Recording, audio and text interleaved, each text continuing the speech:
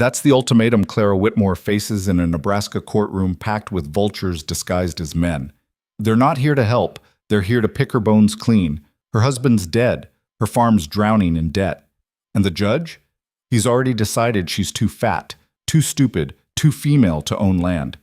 So he's forcing her hand, marry one of these leering bastards right now, or watch everything burn. But Clara's done being the punchline. She's about to make a choice that'll shatter this room and maybe get her killed. Stick with me until the end. Hit that like button and drop a comment with your city so I can see how far this story travels. The courtroom smelled like sweat, tobacco, and something Clara couldn't name, maybe contempt. It clung to the air the way dust clung to everything in Nebraska during a drought, thick and suffocating. She stood before Judge Holloway's bench with her hands folded at her waist, trying to keep them from shaking.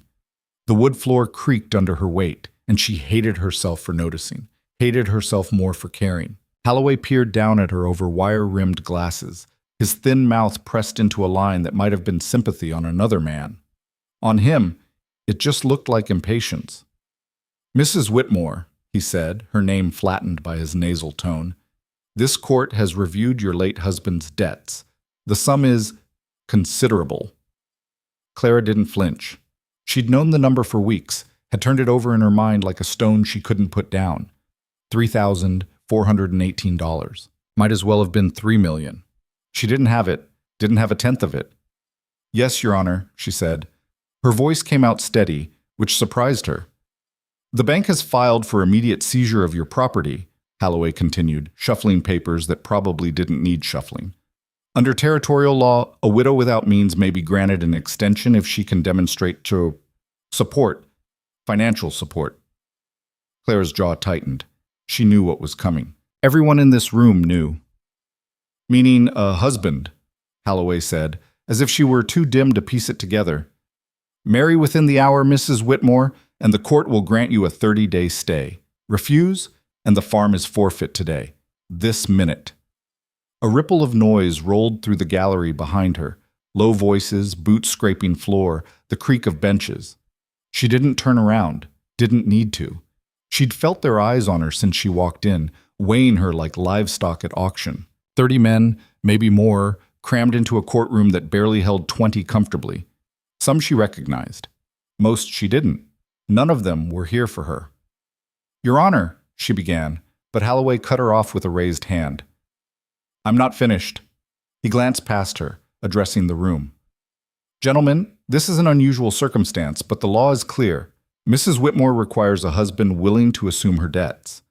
If any man here is prepared to make such an offer, step forward now." The room shifted. Clara felt it more than heard it. A collective lean forward, a predatory interest snapping into focus. Her stomach turned. A man stood in the third row, thick neck, thinning hair, hands like slabs of meat. She didn't know his name, but she'd seen him at the general store. He always stared too long. "I'll take her," he said. Not to her, to Holloway. "Farm's got good water access. I'll marry her, pay half the debt. Rest she can work off." Laughter rippled through the crowd. Not loud, just enough to sting. Clara's face burned, but she kept her expression flat. "Generous, Mr. Kern," Holloway said dryly, "but the debt must be settled in full or guaranteed by collateral. Do you have such collateral?" Kern's face darkened. He sat down hard, muttering something Clara didn't catch, didn't want to. Another man stood, older, gray-beard, missing 2 fingers on his left hand. "I got livestock," he said. 40 head of cattle. "That'll cover it?" "40 head won't cover half," someone shouted from the back. More laughter. The gray-bearded man spat onto the floor and sat down. 3 more men stood in quick succession. Each one made an offer that barely touched the debt. Each one looked at Clara like she was a burden they'd tolerate if the price was right. Holloway dismissed them all with increasing irritation, his gavel rapping the bench like a metronome counting down her life. Clara's hands were trembling now, no matter how tightly she gripped them together. The room felt smaller with every second, the walls pressing in. She wanted to scream, to run, to tell every man in this room exactly what she thought of them, but she didn't, because that's what they expected. The fat widow, hysterical and helpless. She wouldn't give them the satisfaction. "Anyone else?" Holloway's voice had taken on a bored edge. He was already reaching for his gavel, ready to end this farce. Silence. Clara closed her eyes. The farm was gone. The land her father had broken his back to clear, the house where she'd buried her mother, the fields she'd tended every day since Thomas died. Gone. She'd be out on the street by sunset, no money, no prospects, nothing but the clothes on her back and a reputation that would follow her like a shadow. "I'll marry her." The voice came from the back corner, quiet but clear. Every head in the room turned. Clara opened her eyes. A man stood near the rear door, half hidden in shadow. Dust covered his coat, his hat, his boots, like he'd ridden straight through a storm to get here. He was tall, lean in a way that suggested hardness rather than hunger. Dark hair fell past his collar, and his face was unshaven, weathered. He looked like he'd spent more time sleeping under stars than roofs. "And you are?" Holloway's irritation sharpened into suspicion. "Elias Crow." The man stepped forward, moving with an easy, unhurried gait that somehow made the room feel smaller. His eyes swept the crowd once, a glance that lingered on no one, before settling on the judge. "I'll cover the debt. All of it." The room went dead silent. Clara stared at him. She'd never seen this man before in her life. Holloway leaned forward, glasses slipping down his nose. "You have $3,000, Mr. Crow?" "I do." "On your person?" "No, but I can have it here by end of week." A snort of laughter came from somewhere in the crowd. "Sure you can, Drifter." Elias didn't react, didn't even glance toward the speaker. His gaze stayed locked on Holloway, patient and unreadable. The judge frowned, clearly weighing his options. He didn't like Elias, that much was obvious, but he also didn't have a better offer, and the longer this dragged on, the worse it looked for everyone involved. "This court requires proof of funds," Holloway said slowly. "Do you have any documentation, a bank letter, anything?" Elias reached into his coat. Half the men in the room tensed, hands drifting toward belts and pockets, but he only pulled out a folded piece of paper, worn soft at the creases. He walked forward and handed it to the bailiff, who carried it up to Holloway. The judge unfolded it, scanned the contents, and his expression shifted. Just a flicker, but Clara caught it. Surprise, maybe unease. "This is a letter of credit from a bank in Kansas City," Holloway said, his tone carefully neutral. "Signed by Charles Drummond." A murmur ran through the crowd. Clara didn't recognize the name, but clearly others did. "Drummond's good for it," someone muttered. "If Crow's got his backing, the money's real." Holloway set the letter down, his fingers drumming the bench. He looked at Elias like a man trying to solve a puzzle with missing pieces. "Why?" Elias tilted his head slightly. "Why what?" "Why marry a woman you don't know to pay a debt that isn't yours?" It was the question on everyone's mind. Clara felt the weight of it pressing down on her, making it hard to breathe. She wanted to know too, wanted to understand why this stranger, this dust-covered ghost of a man, had walked into her life and offered to save it. Elias didn't answer right away. He turned finally and looked at Clara for the first time. His eyes were gray, the color of storm clouds. They didn't linger on her body, didn't catalog her flaws the way every other man's had. He just looked at her face, steady and calm, like he was trying to see past the surface. "Because she didn't ask for any of this," he said quietly. "And she deserves better than what this room's offering."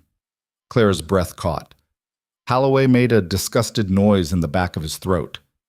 "Noble sentiments, Mr. Crow. But sentiment doesn't pay debts." "No," Elias agreed. "Money does. And I've got it." The judge stared at him for a long moment, then sighed heavily.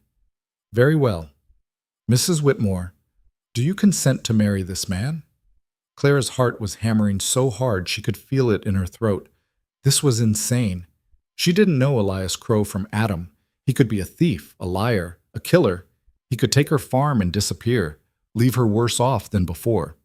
But he was also the only man in this room who'd looked her in the eye. "Yes," she said. Her voice didn't shake. Holloway's gavel cracked down like a gunshot. "Then by the power vested in me by the territory of Nebraska, I declare you husband and wife. Bailiff, witness the marriage certificate. Mr. Crow, you have 7 days to deliver the funds to this court, or the property reverts to the bank." Court adjourned. The room erupted into noise, protests, arguments, someone shouting about the legality of it all. But Clara barely heard any of it. She was too busy staring at the man who'd just become her husband.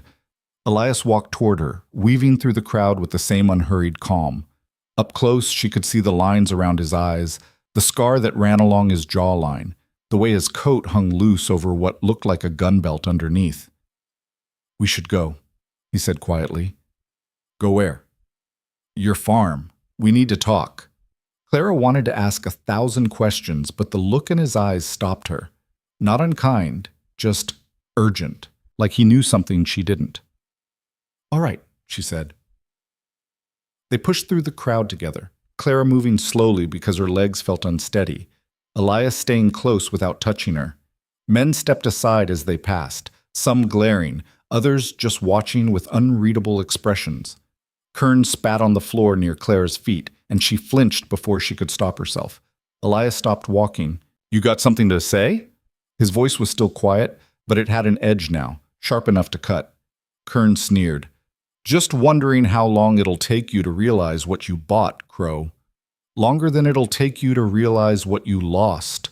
Elias's hand rested on his belt, near the holster Clara had noticed earlier. "Now get out of the way." Kern's sneer faltered. He stepped back. They made it outside into the gray afternoon, the sky heavy with unshed rain. Clara's wagon was hitched near the courthouse steps, her old mare standing with her head down, half asleep. Elias glanced at it, then at the street beyond, his gaze sweeping the buildings, the alleys, the rooftops. "You always this careful?" Clara asked. "Always." He helped her into the wagon, his hand on her elbow, steadying but not pulling, then climbed up beside her and took the reins without asking. Clara almost protested, but she was too tired. Let him drive. She'd driven herself into this mess.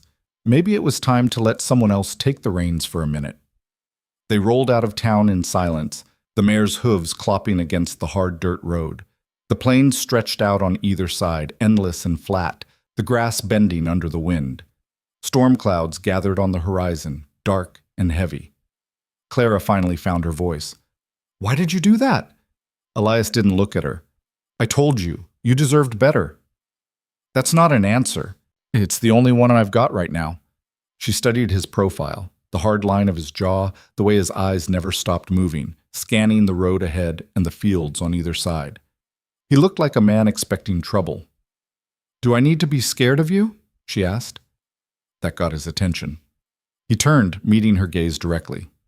"No," he said, "but you might need to be scared of what's coming." A chill ran down Clara's spine. "What's coming?" Before he could answer, a gunshot cracked through the air. The mare screamed and bolted, nearly throwing Clara from the wagon. Elias grabbed her arm, hauling her back as another shot rang out, this one closer. Wood splintered near Clara's head, and she ducked instinctively, her heart slamming into her ribs. "Hold on!" Elias shouted. He snapped the reins hard, urging the mare into a full gallop. The wagon lurched forward, wheels bouncing over ruts and rocks. Clara clung to the seat with both hands, her knuckles white. Behind them, riders appeared on the road. 4 of them, kicking up dust as they closed the distance. They wore dark coats and wide-brimmed hats pulled low, faces obscured. One of them raised a rifle. "Get down!" Elias shoved Clara toward the wagon bed, and she tumbled backward, landing hard on a pile of empty feed sacks. Pain shot through her shoulder, but she swallowed the cry and pressed herself flat. Another shot, then another. The mare was screaming, foam flying from her mouth as she ran. Clara had never seen the old horse move this fast, didn't think she could. The wagon rattled so violently she thought it might shake apart. Elias pulled a revolver from his coat, twisted in the seat, and fired 3 times in quick succession. Clara couldn't see if he hit anything, but the riders didn't slow down. "Who are they?" she shouted over the wind and gunfire. "Later!" Elias fired again, the shot deafening. "Just stay down!" The road curved ahead, cutting between 2 low hills. Elias yanked the reins, steering the wagon hard to the right. They left the road entirely, plunging into the open field. The ride got worse, bone-jarring, teeth-rattling chaos. Clara bit her tongue and tasted blood. The riders followed, spreading out to flank them. One pulled alongside, close enough that Clara could see his face, hard, scarred, eyes like chips of ice. He aimed a pistol directly at her. Elias shot him. The man jerked backward and tumbled from his horse, hitting the ground in a cloud of dust. His horse veered away, riderless. The other three didn't stop, didn't even slow down. "They're not giving up," Clara yelled. "I noticed." The hills rose around them now, narrowing the field into a bottleneck. Elias pushed the mare harder, and Clara could hear the animal's labored breathing, could see the sweat darkening her coat. They couldn't keep this up much longer. One of the riders pulled ahead, cutting them off. He raised his rifle. Elias swerved left, so hard the wagon tilted onto two wheels.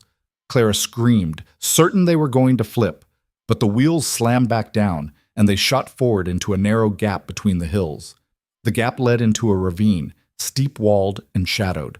The wagon plunged downward, gravity pulling them faster than the mare could control. Clara could hear the brakes screaming as Elias tried to slow them, but it wasn't enough.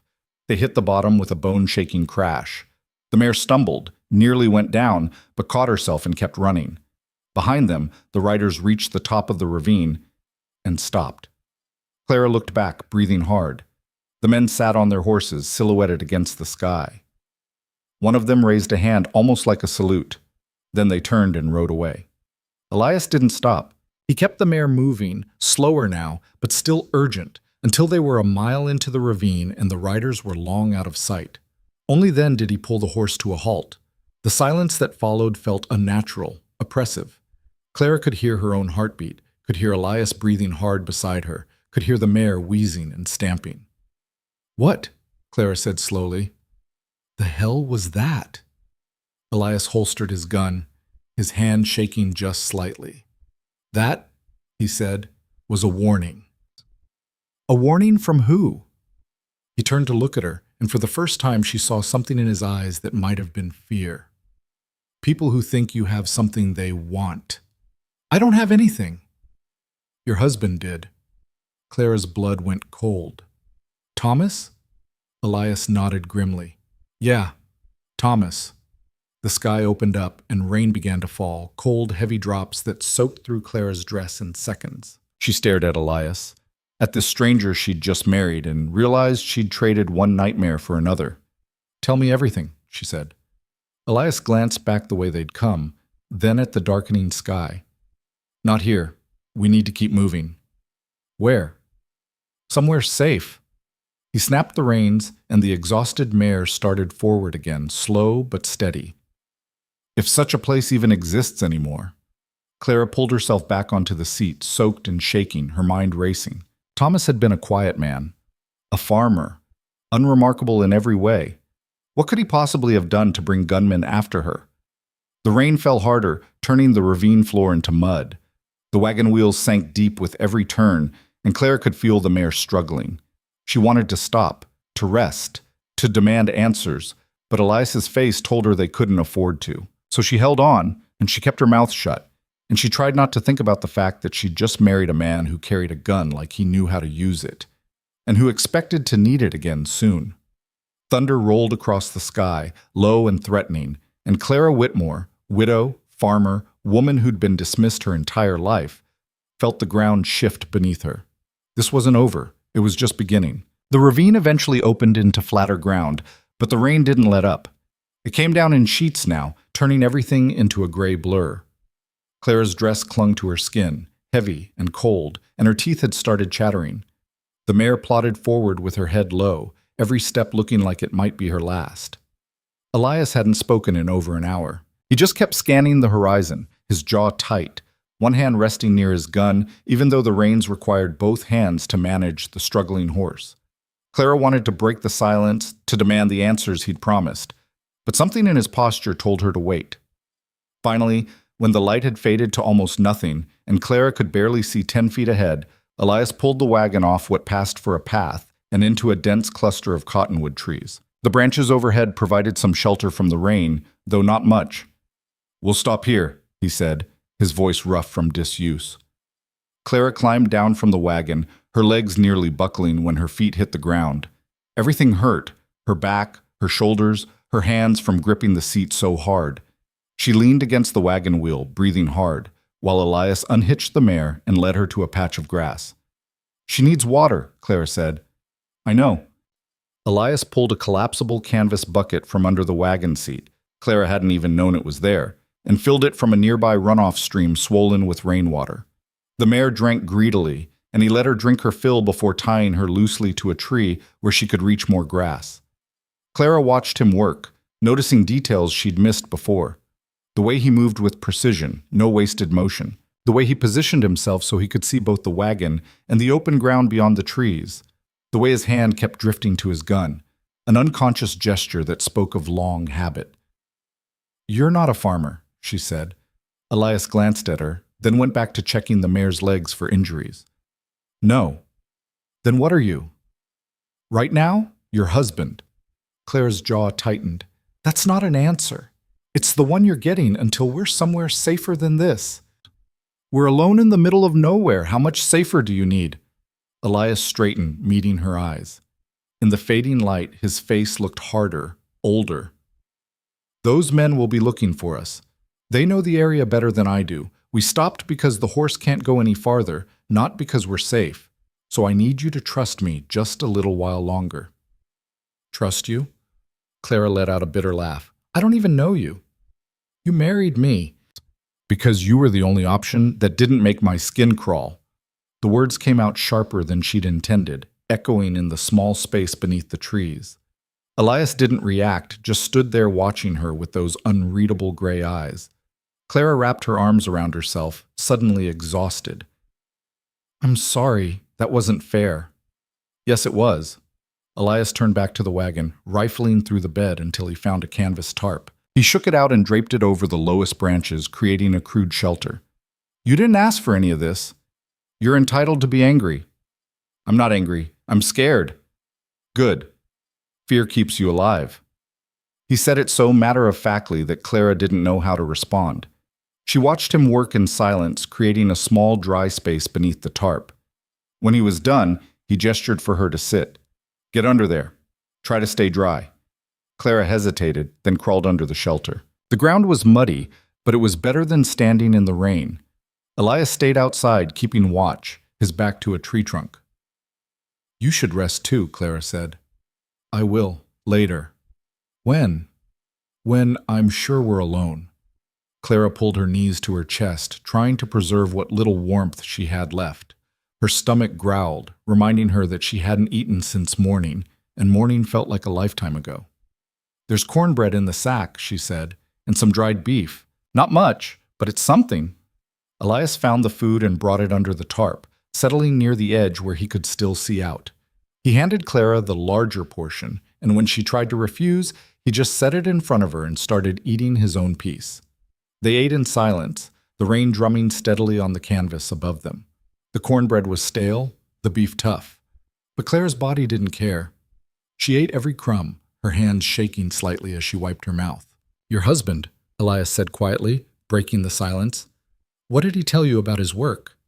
Clara looked up, startled. "Thomas?" "He was a farmer, that's all." "He never traveled? Never had visitors you didn't recognize?"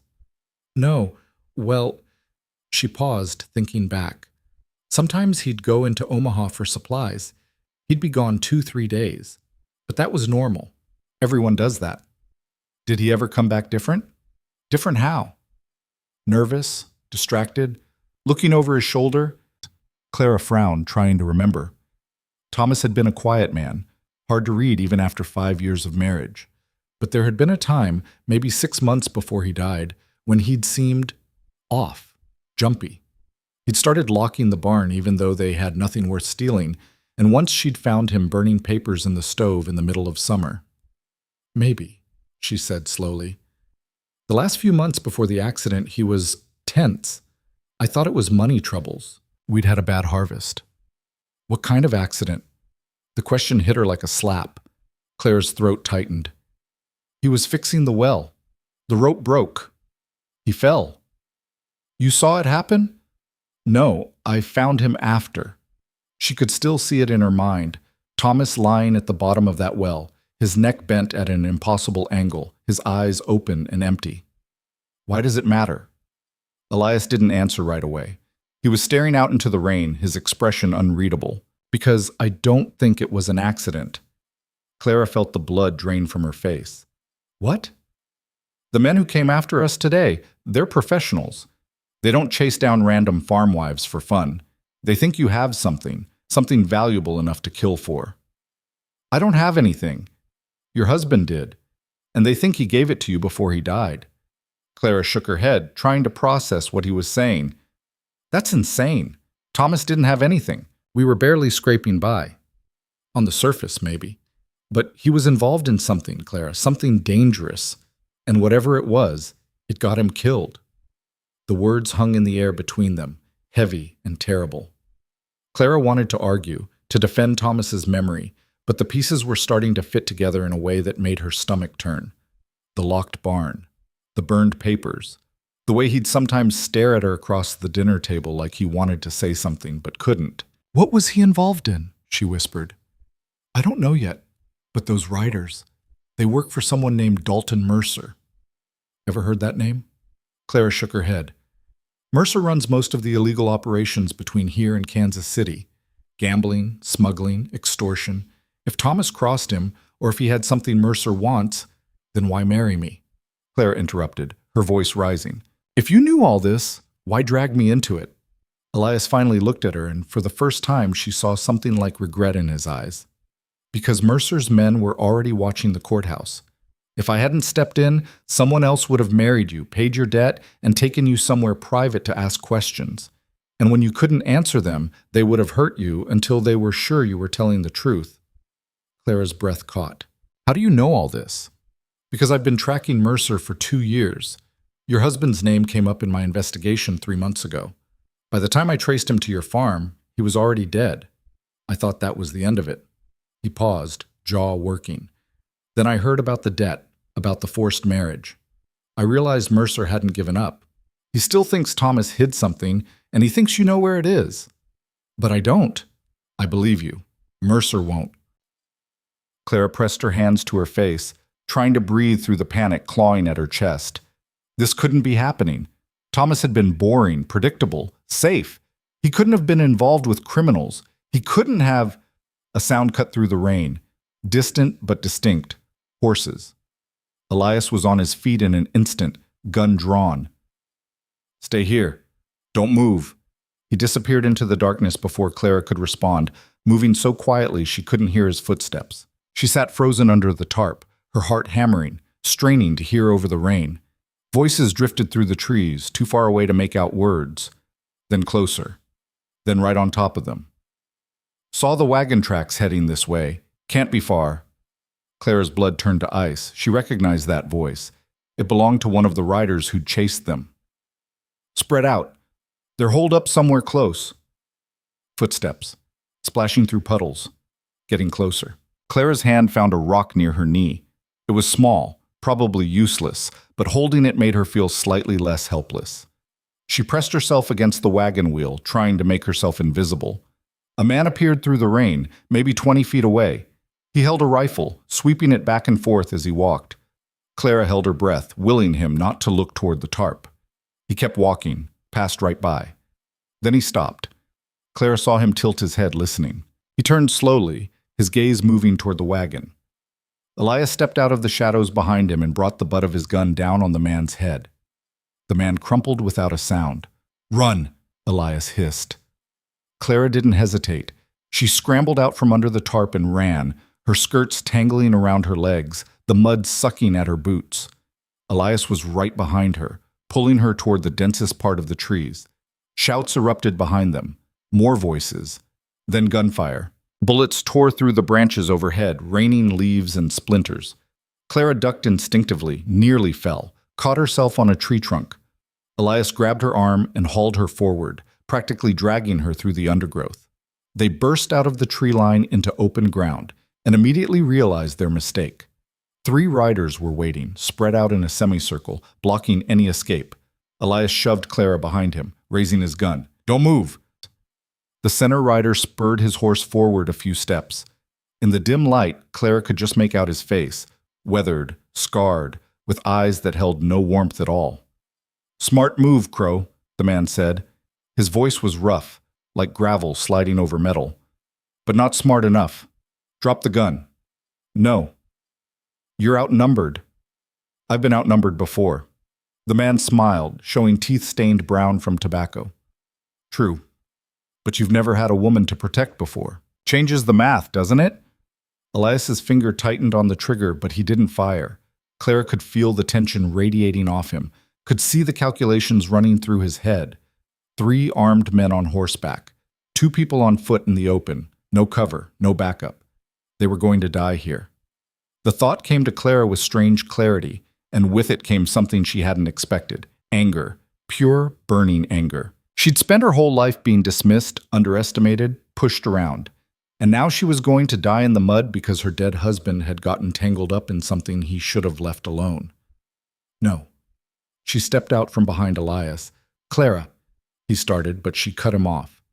You want something from me, she said, addressing the scarred rider. What is it? The man's smile widened. Smart woman. Your husband had something that belongs to my employer. A map. You're going to tell me where it is. I don't know anything about a map. Wrong answer. He drew a pistol with casual ease. But we've got all night to help you remember. She doesn't know, Elias said, his voice hard. Thomas didn't tell her anything. You're wasting your time. Maybe.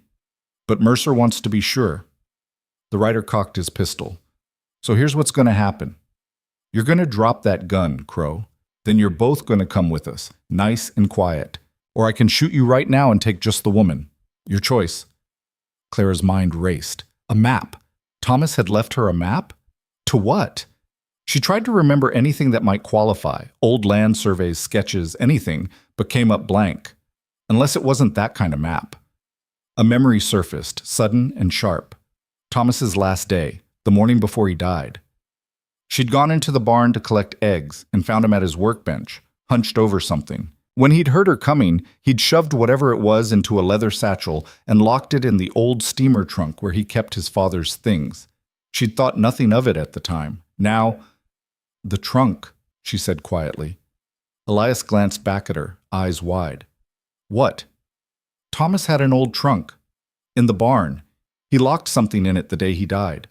I never opened it. I didn't have the key. The scarred rider leaned forward in his saddle. Where's this trunk now? At the farm. Where else would it be? For a long moment, no one moved. The rain continued its relentless drumming, and somewhere in the distance, thunder rolled. The rider studied Clara's face, looking for deception. You're coming with us, he said finally. Both of you. We're going to that farm, and you're going to open that trunk. If the map's there, you live. If it's not, he shrugged. Well, we'll cross that bridge. And if we refuse? Elias asked. Then I shoot the woman. You can watch her bleed out, or you can cooperate. Again, your choice. Clara felt Elias tense beside her, felt him weighing options that didn't exist. She reached out and touched his arm gently. It's okay, she said softly. We'll go. Clara, they'll kill us either way. At least this way we buy some time. Elias looked at her for a long moment, something unreadable passing across his face. Then slowly, he lowered his gun. Smart, the rider said. Now drop it. Elias let the gun fall into the mud. 2 of the riders dismounted and approached, pulling ropes from their saddlebags. They bound Clara's wrists first, the rope biting into her skin, then did the same to Elias. The scarred rider watched from his horse, that horrible smile never leaving his face. There's a shack about 2 miles east, he said to his men. We'll hole up there until morning. Mercer wants this done clean, and I can't see shit in this rain. We'll head to the farm at first light.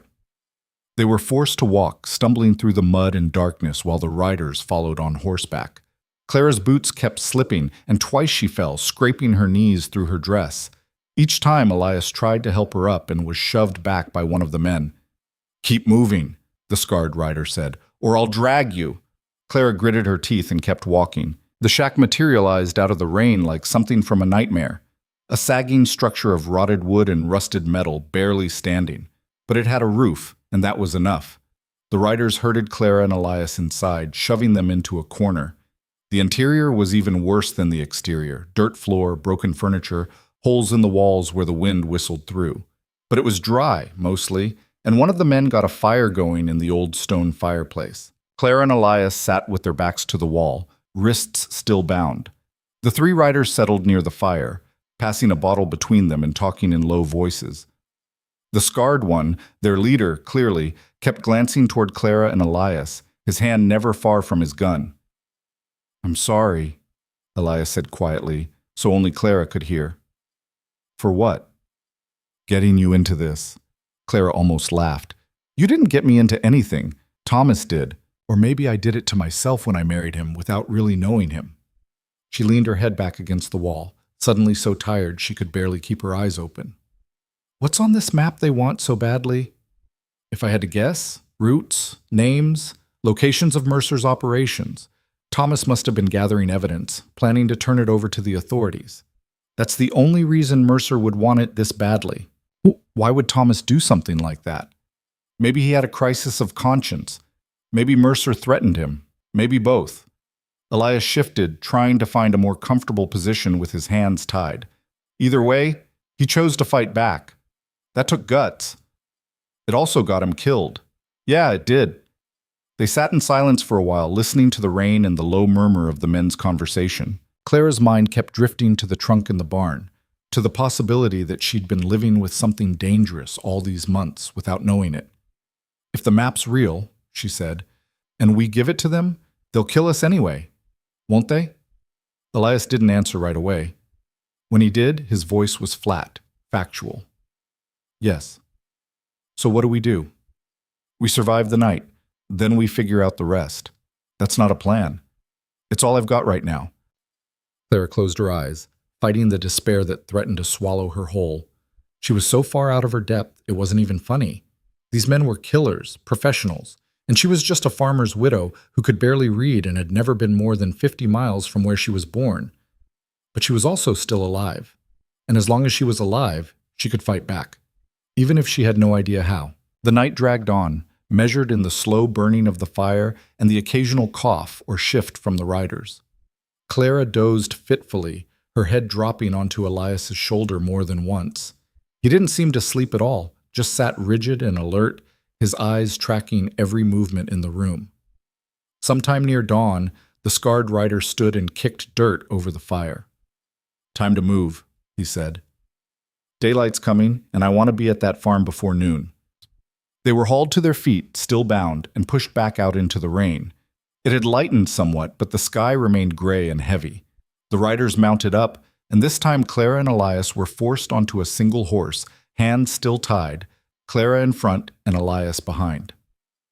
The ride to the farm took less than an hour. Clara recognized the landscape as they got closer. The crooked oak tree that marked the property line, the stone fence her grandfather had built, the weathered barn sitting like a monument to years of hard work. Home, or what used to be home.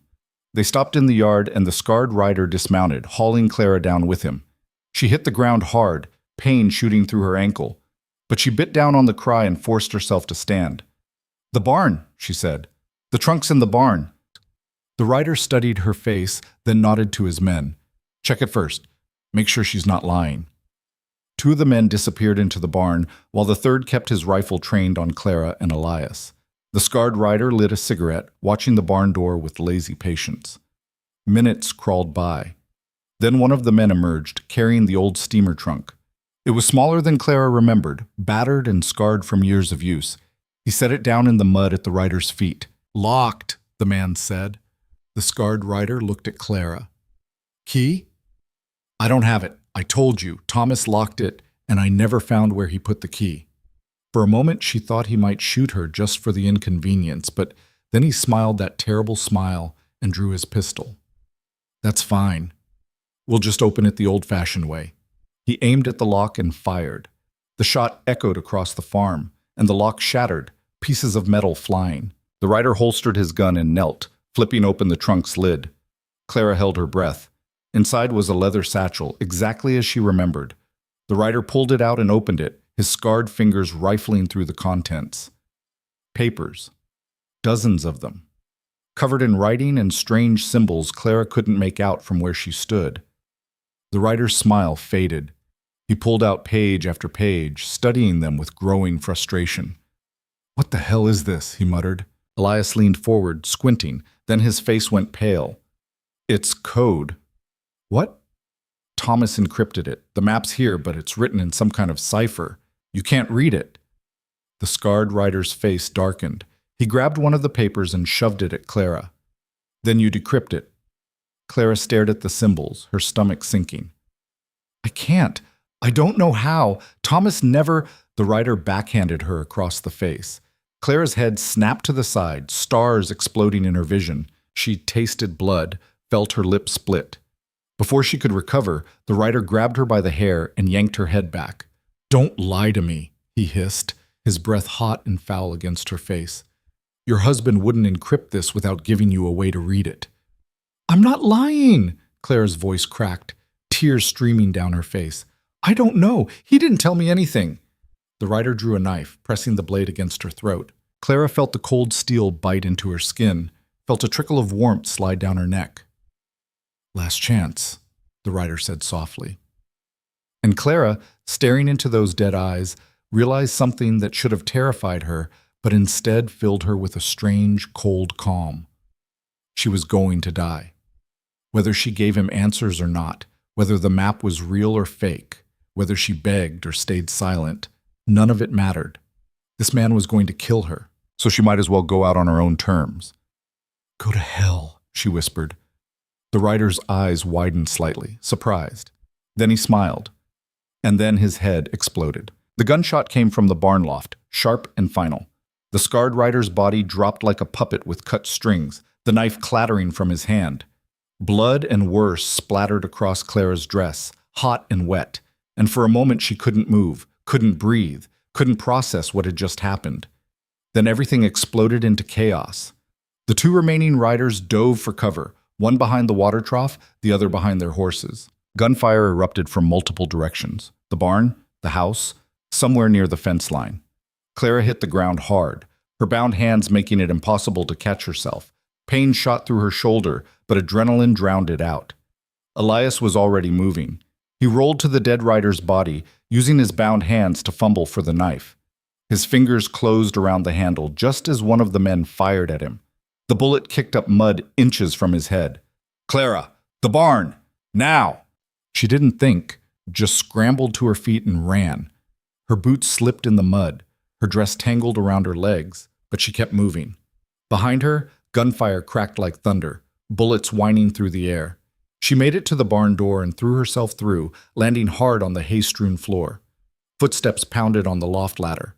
A man appeared above her, middle-aged, gray-bearded, holding a rifle still smoking from the shot that had saved her life. He wasn't looking at her, though. His attention was locked on the yard outside. Two left, he called down. Mason's got one pinned by the fence. Where's the other? Moving toward the house, another voice shouted from somewhere Clara couldn't see. The gray-bearded man fired twice in quick succession, the rifle's report deafening in the enclosed space. Clara pressed her hands over her ears, her whole body shaking. She'd never been in a gunfight before, never even heard shots fired in anger. The violence of it, the noise and chaos and smell of powder and blood, threatened to overwhelm her completely. Elias burst through the barn door, still bound but clutching the knife. He dropped to his knees beside Clara, sawing at the ropes around her wrists with frantic urgency. You hit? He demanded. No, I don't think so. You're covered in blood. It's not mine. The ropes parted, and Clara's hands came free. They were numb, fingers tingling as circulation returned. Elias was already working on his own bonds, cutting them loose with quick, efficient motions. The moment his hands were free, he grabbed Clara's arm. Basement! There's a root cellar under the floor. Get in it and don't come out until I say. What? No! This isn't a discussion. Another burst of gunfire cut off her protest. Something shattered in the loft above them, raining splinters down. The gray-bearded man cursed and ducked back from the window. Bastard's got a repeater, he yelled. I'm pinned! Elias shoved the knife into Clara's hands. Cellar, now. I mean it, Clara.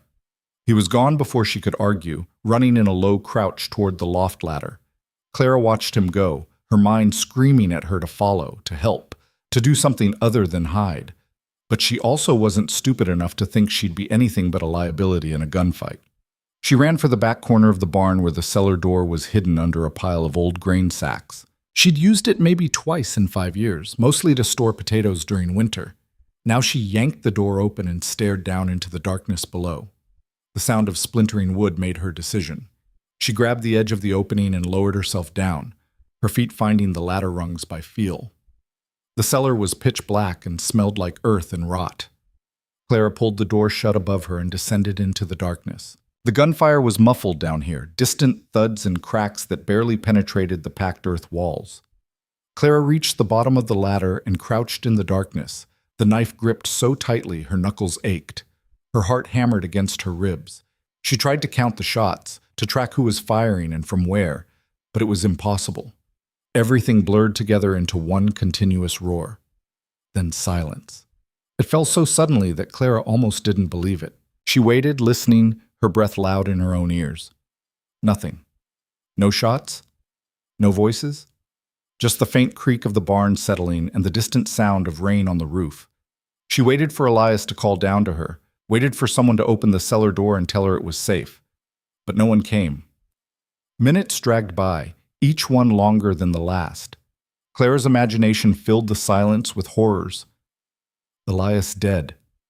The gray-bearded stranger dead. Mercer's men searching the barn, finding the cellar door, opening it to find her cowering in the dark like a trapped animal. She couldn't just sit here. Clara climbed back up the ladder slowly, trying to keep quiet. At the top, she pressed her ear to the door and listened. Still nothing. She eased the door open just a crack, wincing at every tiny creak of the hinges. The barn was empty. She climbed out, knife in hand, and moved toward the main door. Sunlight was trying to break through the clouds outside, casting strange shadows across the muddy yard. The dead rider still lay where he'd fallen, his body already beginning to stiffen. The trunk sat open beside him, papers scattered by the wind. No sign of Elias. No sign of anyone. Clara stepped into the yard, her boots squelching in the mud. Elias? No answer. She walked toward the house, every nerve screaming at her to run the other way. The front door stood open, swinging slightly in the breeze. Blood stained the porch steps, a dark trail leading inside. Elias? Her voice cracked. Movement in the doorway made her jump. Elias appeared, his face grim, his shirt torn and bloody. Relief flooded through Clara so powerfully her knees nearly buckled. You're alive. Yeah. He looked exhausted, years older than he had this morning. Come inside, we need to talk. Clara followed him into the house, her house, which suddenly felt foreign and dangerous. The gray-bearded man sat at her kitchen table, pressing a cloth to a wound on his arm. Another man stood by the window, younger, with sharp eyes and a marshal's badge pinned to his vest. Clara, Elias said, this is Samuel Hayes and Deputy Frank Mason. They've been helping me track Mercer's operation. Samuel, the gray-bearded man, nodded to her. Ma'am, sorry about the dramatics. We tried to intercept them before they got to your farm, but he gestured vaguely at the chaos outside. The other two riders? Clara asked. Dead, Mason said flatly. He was cleaning his rifle, his movements mechanical. We didn't have a choice. Clara sank into a chair, her legs finally giving out. She was in shock, she realized distantly. Her hands wouldn't stop shaking, and there was a strange ringing in her ears that wouldn't go away. Here, Elias pressed a cup into her hands. Water, blessedly cold. She drank it in 3 gulps, some of it spilling down her chin. What happens now? She managed. Now, Samuel said, wincing as he adjusted the bandage on his arm. We figure out what the hell your husband left you. They gathered the scattered papers from the yard, every last sheet, and spread them across Clara's kitchen table. In the daylight, the symbols made even less sense than they had before. Strings of numbers, letters that didn't form words, geometric shapes that might have been maps or might have been meaningless scribbles. It's definitely a cipher, Mason said, studying one of the pages through a magnifying glass. But I've never seen anything like this. It's not military code, not standard substitution. This is custom work. Thomas wasn't educated, Clara said. He barely finished primary school. How could he create something like this? Maybe he didn't. Samuel looked up from the page he was examining. Maybe someone taught him, someone who needed information kept secret. Elias paced the small kitchen, his jaw tight. Thomas was documenting Mercer's network, routes, contacts, money flows. If this really is a complete map of the operation, it's worth killing for. Hell, it's worth starting a war for. So we decrypt it, Clara said. Then we take it to the authorities. We can't decrypt it without the key, Mason pointed out. And your husband's dead. The key died with him. Not necessarily. Samuel tapped one of the pages. Look at this. These numbers here. They repeat. See? Every third line, same sequence. That's not random. That's a pattern. Clara leaned forward, squinting at the page. The numbers blurred together, meaningless to her untrained eye. What does it mean? It means there's a logic to it, which means it can be broken. Samuel looked at her. Did your husband have any books, journals, anything with writing in it? He had a Bible. He'd read from it sometimes. Get it. Clara went to the bedroom, moving on autopilot. Everything felt unreal, like she was moving through a dream. Thomas's Bible sat on the bedside table where it always had, leather-worn and water-stained. She brought it back to the kitchen and handed it to Samuel. He flipped through it quickly, scanning pages, then stopped. Here, look. Clara looked. Thomas had underlined passages throughout the book, which wasn't unusual. Lots of people marked their Bibles. But these marks were strange, random words underlined, seemingly without pattern or meaning. He wasn't marking verses, Samuel said. He was marking letters. Mason leaned in. Book cipher. Each number in the coded message corresponds to a word in the Bible. You use the first letter of each word to spell out the message. Clara stared at the underlined words, her mind racing. Thomas had sat right here, at this table, marking this Bible while she cooked dinner or mended clothes. She'd thought he was being devout. Instead, he'd been building a cipher key. How long will it take to decrypt everything? Elias asked. Days, Samuel said grimly. Maybe weeks. This is 40-some pages of encoded text. Even with the key, it's going to be slow work. We don't have days. Elias moved to the window, scanning the horizon. Mercer knows his men came here. When they don't report back, he'll send more. Probably already has. Then we run, Clara said. Take the papers and go somewhere safe. There's nowhere safe. Not as long as Mercer thinks you have something he wants. So what do we do? Just wait here to die? The silence that followed was answer enough. Clara looked around the table at these three men, strangers really, even Elias, and realized they were all thinking the same thing. They were trapped, outgunned, running out of time and options. We could burn it, she said quietly. Everyone looked at her. Burn the papers, Clara continued. All of them. If Mercer thinks the information is gone, he'll have no reason to come after us. He'll kill you anyway, Mason said bluntly. Just to be sure. He's going to kill me regardless. At least this way he gets nothing. No. Elias's voice was hard. We didn't come this far to destroy the one thing that can bring Mercer down. We came this far to survive. Your husband died for this information, Clara. He died trying to do the right thing. Are you really going to throw that away? The words hit her like a slap. Clara felt her face flush, anger rising. Don't you dare! Don't you dare use Thomas against me! He's dead because of this, and I won't— A sound outside cut her off. Horses. Multiple horses, moving fast. Mason was at the window in an instant. Riders, 6 of them, coming from the east. Elias cursed. How long? 2 minutes. Maybe less. Clara's stomach dropped. She looked at the paper spread across the table, at the Bible lying open, at these 3 men who'd tried to help her and were now going to die for it. The cellar, she said suddenly. We put the papers in the cellar, hide them. If they search the house and don't find anything, they'll torture it out of us, Samuel said, but he was already gathering papers. But it's better than nothing. Move.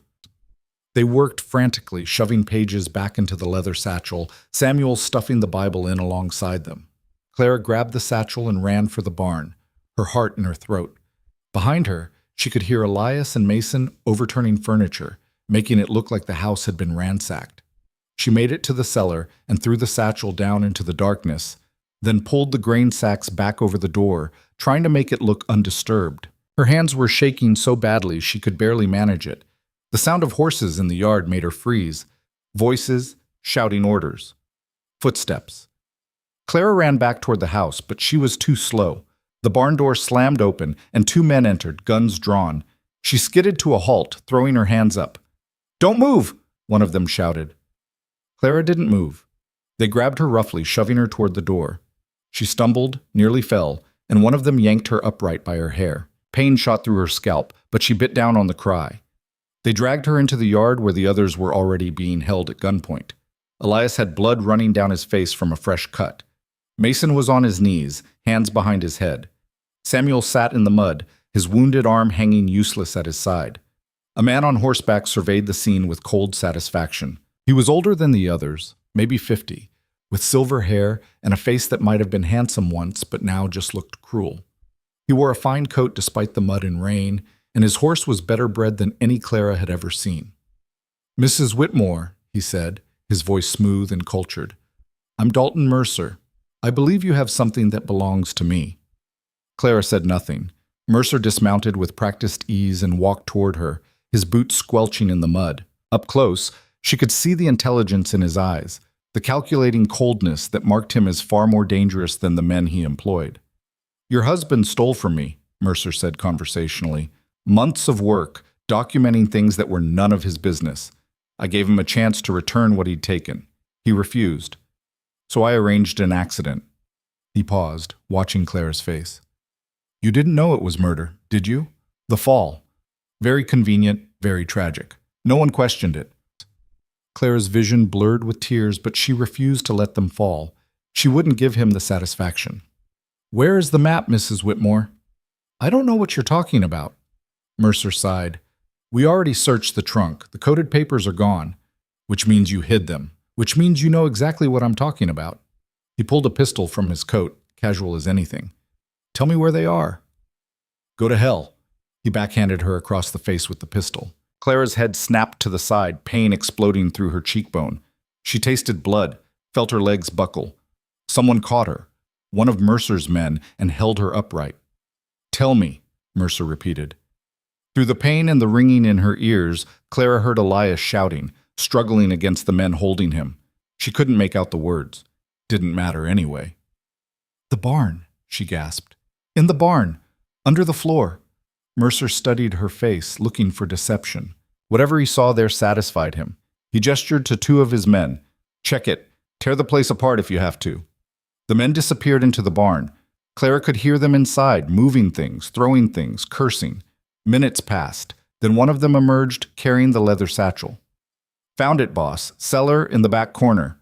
Mercer's smile widened. He took the satchel and opened it, pulling out the Bible and several pages of coded text. "Excellent. You see, Mrs. Whitmore, cooperation is so much easier than resistance." He handed the satchel to one of his men, then turned back to Clara. "Now, the cipher key. How do we read it?" Clara's mind raced. She could tell him about the Bible, about the marked passages. But then what? He'd have everything, and they'd all die anyway.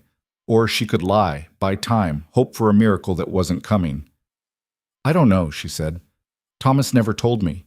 Mercer's expression didn't change, but something in his eyes went dead and flat. "Wrong answer." He raised the pistol and shot Samuel in the leg. The old man's scream tore through the air. He collapsed, clutching his thigh, blood pouring between his fingers. Mason lunged forward and was clubbed down by a rifle butt. Elias shouted something Clara couldn't hear over the ringing in her ears. "The key," Mercer said calmly, as if he hadn't just shot a man. "Tell me now, or the next one goes in his head." Clara couldn't breathe, couldn't think. Samuel was writhing in the mud, his face gray with shock. And it was her fault, all her fault. "The Bible," she choked out. "The underlined words. They're the key." Mercer pulled the Bible from the satchel and flipped through it, his eyes scanning the marked passages. A slow smile spread across his face. "Book cipher. Clever. Your husband was smarter than he looked." He snapped the Bible shut and tucked it under his arm, then looked at his men. "Burn the house, the barn too. Leave no trace." "Wait," Clara started, but Mercer cut her off. "You've been very helpful, Mrs. Whitmore. Unfortunately, you're now a liability." He raised the pistol again, this time pointing it at her head. "Any last words?" Clara looked him in the eye, her fear burning away to leave only rage. "I hope it kills you." "What?" "Whatever's in those papers. I hope it destroys everything you've built. I hope it ruins you." Mercer's smile faded. For just a moment, uncertainty flickered across his face. Then it was gone, replaced by cold determination. "Kill them all," he said to his men. "Make it quick." The men raised their guns, and then the world exploded. The blast came from the direction of the road, a massive boom that shook the ground and sent a column of smoke skyward. Mercer's men spun toward the sound, confusion breaking their formation. "What the hell?" More explosions. Closer now. Gunfire erupted from multiple directions, bullets ripping through Mercer's men. One dropped, then another. The rest dove for cover, returning fire blindly. Through the smoke and chaos, riders appeared, a dozen of them, maybe more, wearing marshal's badges and federal insignia. They hit Mercer's men like a hammer, overwhelming them through sheer numbers and surprise. Clara threw herself flat, covering her head as bullets whined overhead. Beside her, Elias was moving, somehow free of his captors, dragging Samuel toward the dubious cover of the water trough. Mason was up too, fighting hand-to-hand with one of Mercer's men. Someone grabbed Clara's arm. She lashed out instinctively, but the grip held firm. "Easy. We're federal marshals. We're here to help." Clara looked up into the face of a woman in her 40s, hard-eyed and steady, a badge glinting on her chest. "Can you walk?" "Yes." "Then move. Now." The woman hauled Clara to her feet and half-dragged, half-carried her toward the fence line where other marshals were setting up a defensive position. Clara stumbled along, her mind unable to process what was happening. Where had they come from? How had they known? She risked a glance back and saw Mercer running for his horse, the satchel clutched in one hand, his pistol in the other. Two marshals moved to intercept him, but he shot them both, barely breaking stride. "He's getting away!" Clara shouted. But Elias had seen him too. He broke from cover, running in a low crouch, closing the distance between them. Mercer reached his horse and swung into the saddle, yanking the reins hard. The horse reared, hooves flashing. Elias tackled him. They hit the ground together, a tangle of limbs and violence. The satchel flew from Mercer's grip, spilling papers across the mud. Clara watched in horror as the two men fought, trading blows with brutal efficiency. Mercer was older but vicious, going for eyes and throat. Elias was faster, his movements trained and precise. Mercer's pistol came up. Elias grabbed his wrist, forcing the gun skyward. It fired once, the shot going wild. They struggled for control, muscles straining, faces inches apart. The gun fired again. Both men went still. For a long, terrible moment, Clara couldn't tell who'd been hit. Then Mercer slumped, blood spreading across his fine coat. Elias shoved him away and staggered to his feet, breathing hard. The gunfire was dying down now, sporadic shots rather than continuous roar. Clara looked around and saw Mercer's men either dead or surrendering, hands raised, weapons thrown aside. The marshals were everywhere, securing the scene, tending to wounded. It was over. Clara's legs gave out. She sat down hard in the mud, her whole body shaking. The female marshal crouched beside her, saying something, but Clara couldn't make out the words over the ringing in her ears. Elias appeared, covered in blood and mud, and dropped to his knees in front of her. Clara, look at me. Are you hurt?" She shook her head, unable to speak. "It's over," he said, his voice hoarse. "You're safe, I swear. You're safe now." Clara looked past him at the burning barn, at the bodies in the yard, at her home turned into a battlefield. Safe. The word felt like a lie. But Elias was alive, Samuel was alive, being tended by a marshal with a medical kit. Mason was alive, nursing a split lip and what looked like a broken nose. And Mercer was dead, his blood soaking into the same mud that had swallowed so many others. Clara started to laugh. It came out broken, edged with hysteria, but she couldn't stop it. She laughed until she cried, and then she just cried. Great racking sobs that tore through her chest and left her empty. Elias held her through it all, his arms steady, his presence the only solid thing in a world that had tilted completely off its axis. When the tears finally stopped, Clara pulled back and wiped her face with shaking hands. "The papers," she said. Mercer dropped them. "We need—" "Already secured," the female marshal said. She'd been standing nearby, giving them space. "We have everything, the coded documents, the Bible, all of it." "Who are you?" "Deputy Marshal Catherine Wells. We've been investigating Mercer's organization for 18 months. When we heard about the forced marriage and the attack on the road, we knew something was breaking. We got here as fast as we could." She paused. I'm sorry it wasn't faster. Clara looked at the dead men scattered across her yard, at the blood turning the mud black. How did you find us? Samuel Hayes works for us. Has for years. He's been embedded in Mercer's network, gathering intelligence. When Elias contacted us about your husband's documents, we coordinated the operation. Wells gestured towards Samuel, who was sitting propped against the fence, his leg bandaged. He's going to be fine, by the way, clean through and through. Samuel raised a hand weakly, managing a pained smile. Clara wanted to go to him, to thank him, but her body wouldn't cooperate. She just sat there, numb and exhausted. What happens now? Elias asked. Now we decrypt those documents and use them to dismantle Mercer's entire operation. Every contact, every route, every corrupt official. It's going to take time, but when we're done, we'll have cut the head off one of the biggest criminal enterprises west of the Mississippi. Wells looked at Clara. Your husband's work is going to save a lot of lives, Mrs. Whitmore. He was a brave man. Clara didn't feel like Thomas had been brave. She felt like he'd been reckless and stupid, getting involved in things that had gotten him killed and nearly gotten her killed too. But she also understood in a distant way that he'd been trying to do something good, trying to make things right, even if it had cost him everything. Can I go inside? She asked. I just need a minute. Wells nodded. Take your time. We'll be here a while yet. Clara stood on shaky legs and walked toward the house. The front door hung open, the interior ransacked from Mercer's search. She stepped inside and closed the door behind her, shutting out the chaos and noise. The house was a wreck. Furniture overturned, drawers emptied, her few possessions scattered and broken.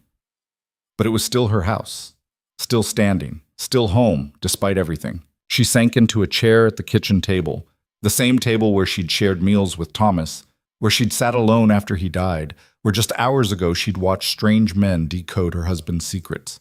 Her hands rested on the scarred wood, and she closed her eyes, trying to find some center of calm in the storm. The door opened quietly. Elias stepped inside, closing it behind him. You okay? He asked. No. Clara opened her eyes. But I'm alive. That's something. He pulled out a chair and sat across from her, wincing slightly. She noticed for the first time that he was favoring his left side, probably cracked ribs from the fight with Mercer. You should have that looked at, she said. Later.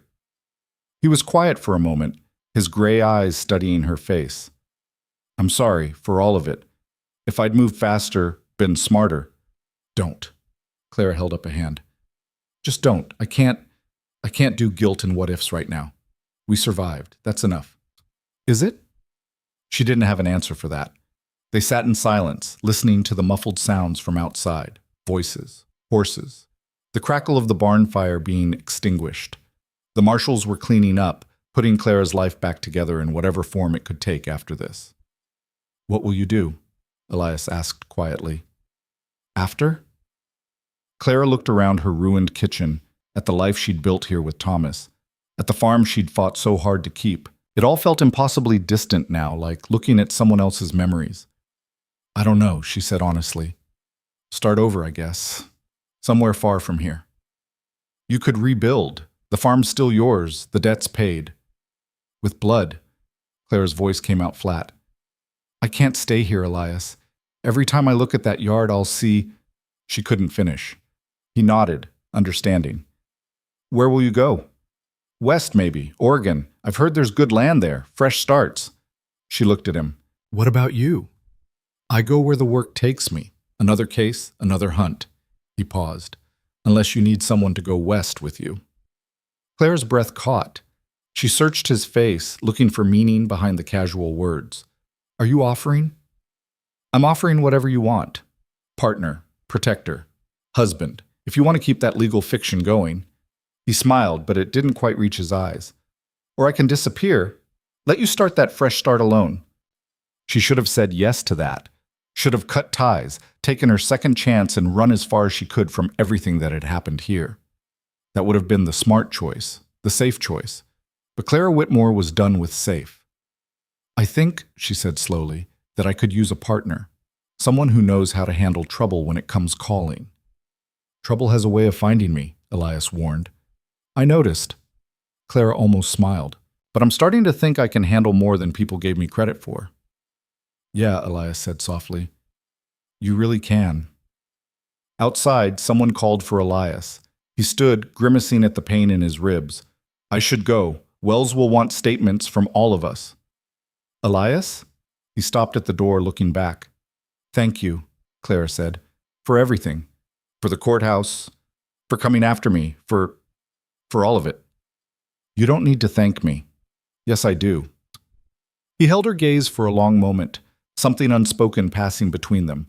Then he nodded and stepped back outside, leaving Clara alone with her thoughts. She sat at the table for a while longer, listening to her house settle around her, feeling the weight of everything that had happened pressing down.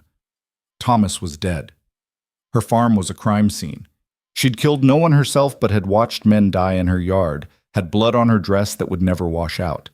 But she was alive, and for the first time in years, maybe for the first time ever, Clara felt like she'd earned the right to decide what came next. Not her father, not her husband, not a judge, or a debt collector, or a criminal with a gun, just her. She stood slowly, her body protesting every movement, and walked to the window. Outside, the marshals were loading bodies onto wagons, collecting evidence, beginning the long process of documentation that would follow. Elias stood with Wells, gesturing as he spoke, probably giving his account of the fight. Clara watched him for a moment, this stranger who'd walked into her life and turned it upside down. He'd lied about some things, she was sure, hidden others, but he'd also stood beside her when no one else would, had fought for her when he had no reason to. That had to count for something. The sun was trying to break through the clouds now, weak shafts of light turning the wet ground to silver. Clara pressed her hand to the cold glass and made herself a promise. She would survive this. She would heal. She would take whatever remained of her life and build something new from the wreckage. And she would never, ever let anyone make her feel small again. The marshals stayed for 3 days, turning Clara's farm into a temporary command post. They set up tents in the field, brought in wagons full of supplies, and worked around the clock decrypting Thomas's documents. Clara watched it all from a distance, helping where she could but mostly staying out of the way. On the second day, Wells came to her with a ledger they'd extracted from the coded pages. You should see this, the marshal said, spreading the book open on what remained of Clara's kitchen table. Your husband documented everything, shipment routes, payoff schedules, names of corrupt officials from here to St. Louis. There are judges on here, Clara, state legislators, people who are supposed to protect citizens, not prey on them. Clara stared at the careful handwriting, Thomas's handwriting, neat and methodical. How did he get all this? Best we can figure, Mercer hired him as a freight hauler about 18 months ago. Legitimate cover work, moving goods between towns. Thomas drove wagons, kept his head down, and nobody paid attention to him. But he was watching, taking notes, building this. Wells tapped the ledger. We're talking about a network that spans 6 states.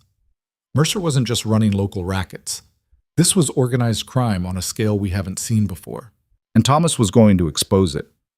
We think he contacted a federal prosecutor in Kansas City, made initial overtures about turning evidence, but someone leaked it back to Mercer before Thomas could get to safety. Wells's expression hardened. The well wasn't an accident. We found testimony from one of Mercer's men. He confessed before we even asked, trying to cut a deal. Said Mercer ordered the hit personally, made it look like bad luck. Clara's hands curled into fists. She'd known, on some level, but hearing it confirmed was different. Did Thomas know? Before it happened, did he know they were coming for him?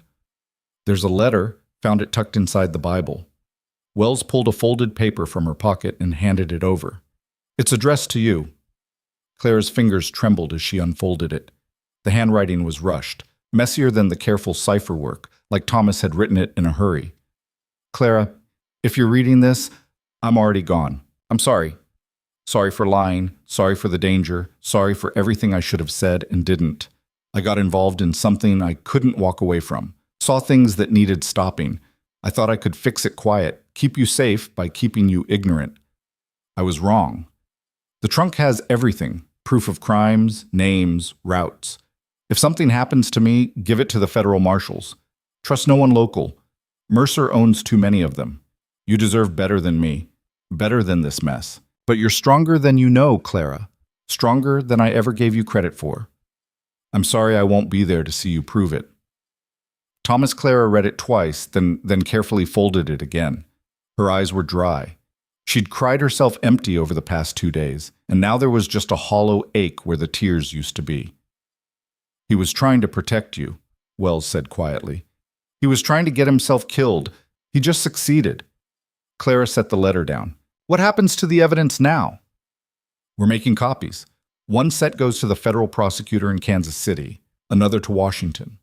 We're also coordinating with territorial authorities to make mass arrests, simultaneously, across all 6 states. If we move fast enough, we can grab Mercer's entire network before they realize what's happening. How long? 2 weeks, maybe 3. Wells paused. We'll need you to testify eventually, at the trials. You're a witness to multiple crimes, and your connection to Thomas makes you valuable to the prosecution. Clara had expected this, but hearing it still made her stomach turn. I'll do it, whatever you need. It won't be easy. Defense attorneys will tear into you, try to make you look complicit or stupid or both. Let them try. Clara met Wells's eyes. I'm done being underestimated. Wells smiled, the first genuine warmth Clara had seen from the hard-edged Marshal. I believe you. For what it's worth, I think your husband would be proud of what you did, how you handled yourself. Not many people could have survived what you went through. After Wells left, Clara stood alone in her kitchen, looking at the letter. She should have felt something, grief, anger, betrayal. But all she felt was tired. Tired of secrets, tired of death, tired of living in the shadow of a man who'd chosen principles over survival and left her to clean up the mess. She took the letter outside and burned it in the yard, watching the paper curl and blacken. The words disappeared into ash and smoke, and Clara felt no guilt about erasing them. Thomas's apology didn't change anything, didn't bring him back, didn't undo the damage, didn't make the nightmare stop. But maybe, eventually, it would be enough to let her forgive him. Elias found her there, standing in the mud with smoke drifting around her feet. You okay? He asked. Clara almost laughed. He kept asking that, and she kept not having a real answer. Wells says they need me to testify. In 3 weeks, maybe. You gonna do it? Yes. She turned to face him. What about you? Where will you be in 3 weeks? Depends. On what? On whether you still want company heading west. Clara studied his face, looking for signs of obligation or pity. She didn't find any. Just honest curiosity, and maybe something else she couldn't quite name. You don't owe me anything, she said. The marriage was a legal fiction, remember? You said so yourself. Once the trials are over, we can dissolve it. Go our separate ways. That what you want? I'm asking what you want. Elias was quiet for a moment, his gray eyes distant. I've been alone a long time, moving from job to job, town to town, never staying anywhere long enough to call it home. It's a hard way to live. So stop. It's not that simple. Why not? He gestured vaguely at the farm, at the evidence of violence that still marked the property. Because this follows me. Danger, chaos, people trying to kill me. I don't want to drag you into that. Little late for that, Clara said dryly. I've already been shot at, kidnapped, and nearly murdered. Twice. Your danger and mine are pretty well tangled up at this point. It'll get worse. Mercer had enemies, partners. When word gets out that we took him down, some of those people are going to come looking for payback. Then we handle it, together. Clara stepped closer. I'm not some fragile thing that needs protecting, Elias. I prove that. And I'm not asking you to stay out of some romantic notion or because I need a man to complete me. I'm asking because I think we work well together, and because I'm tired of being alone. Elias looked at her for a long moment, something shifting in his expression. You sure about this? No, but I'm doing it anyway. The corner of his mouth quirked up in what might have been a smile. All right then. Partners. Partners, Clara agreed. They shook on it, a formal gesture that felt absurdly businesslike given everything they'd been through, but it also felt right somehow. A new beginning built on honesty instead of desperation. The next morning, Samuel hobbled over to the house on a crutch, his wounded leg bandaged but healing. He looked pale and tired, but his eyes were sharp as ever. Heard you're testifying, he said, settling heavily into a chair. Word travels fast. This is a small operation. Everything travels fast. He accepted the coffee Clara poured for him, wrapping his hands around the cup. I wanted to thank you For not breaking when Mercer shot me. That took guts. Clara shook her head. I told him what he wanted to know, gave up the cipher key. After holding out as long as you could, long enough for the cavalry to arrive. Samuel took a careful sip. That's all anyone can ask for. You almost died. I've almost died before. Comes with the job. He shifted his leg, wincing. Point is, you kept your head, made smart choices under pressure. That's rare. Clara didn't know what to say to that, so she just nodded and refilled her own cup. They sat in comfortable silence for a while, listening to the activity outside as marshals packed up equipment and prepared to move out. What will you do after the trials? Samuel asked eventually. Head west. Oregon, probably. Start over. Good land out there. Hard work, but good. He paused. Elias going with you? That's the plan. Samuel nodded slowly, a knowing look in his eyes. He's a good man, complicated, got more baggage than a freight train, but good. You could do worse. I have done worse, Clara said quietly. Thomas wasn't bad, just in over his head. Same thing in the end. Samuel didn't argue with that. He finished his coffee and stood, testing his weight on the wounded leg. I'll be heading back to Kansas City once we wrap up here, but if you ever need anything, and I mean anything, you send word. I owe you that much. You don't owe me anything. Yeah, I do.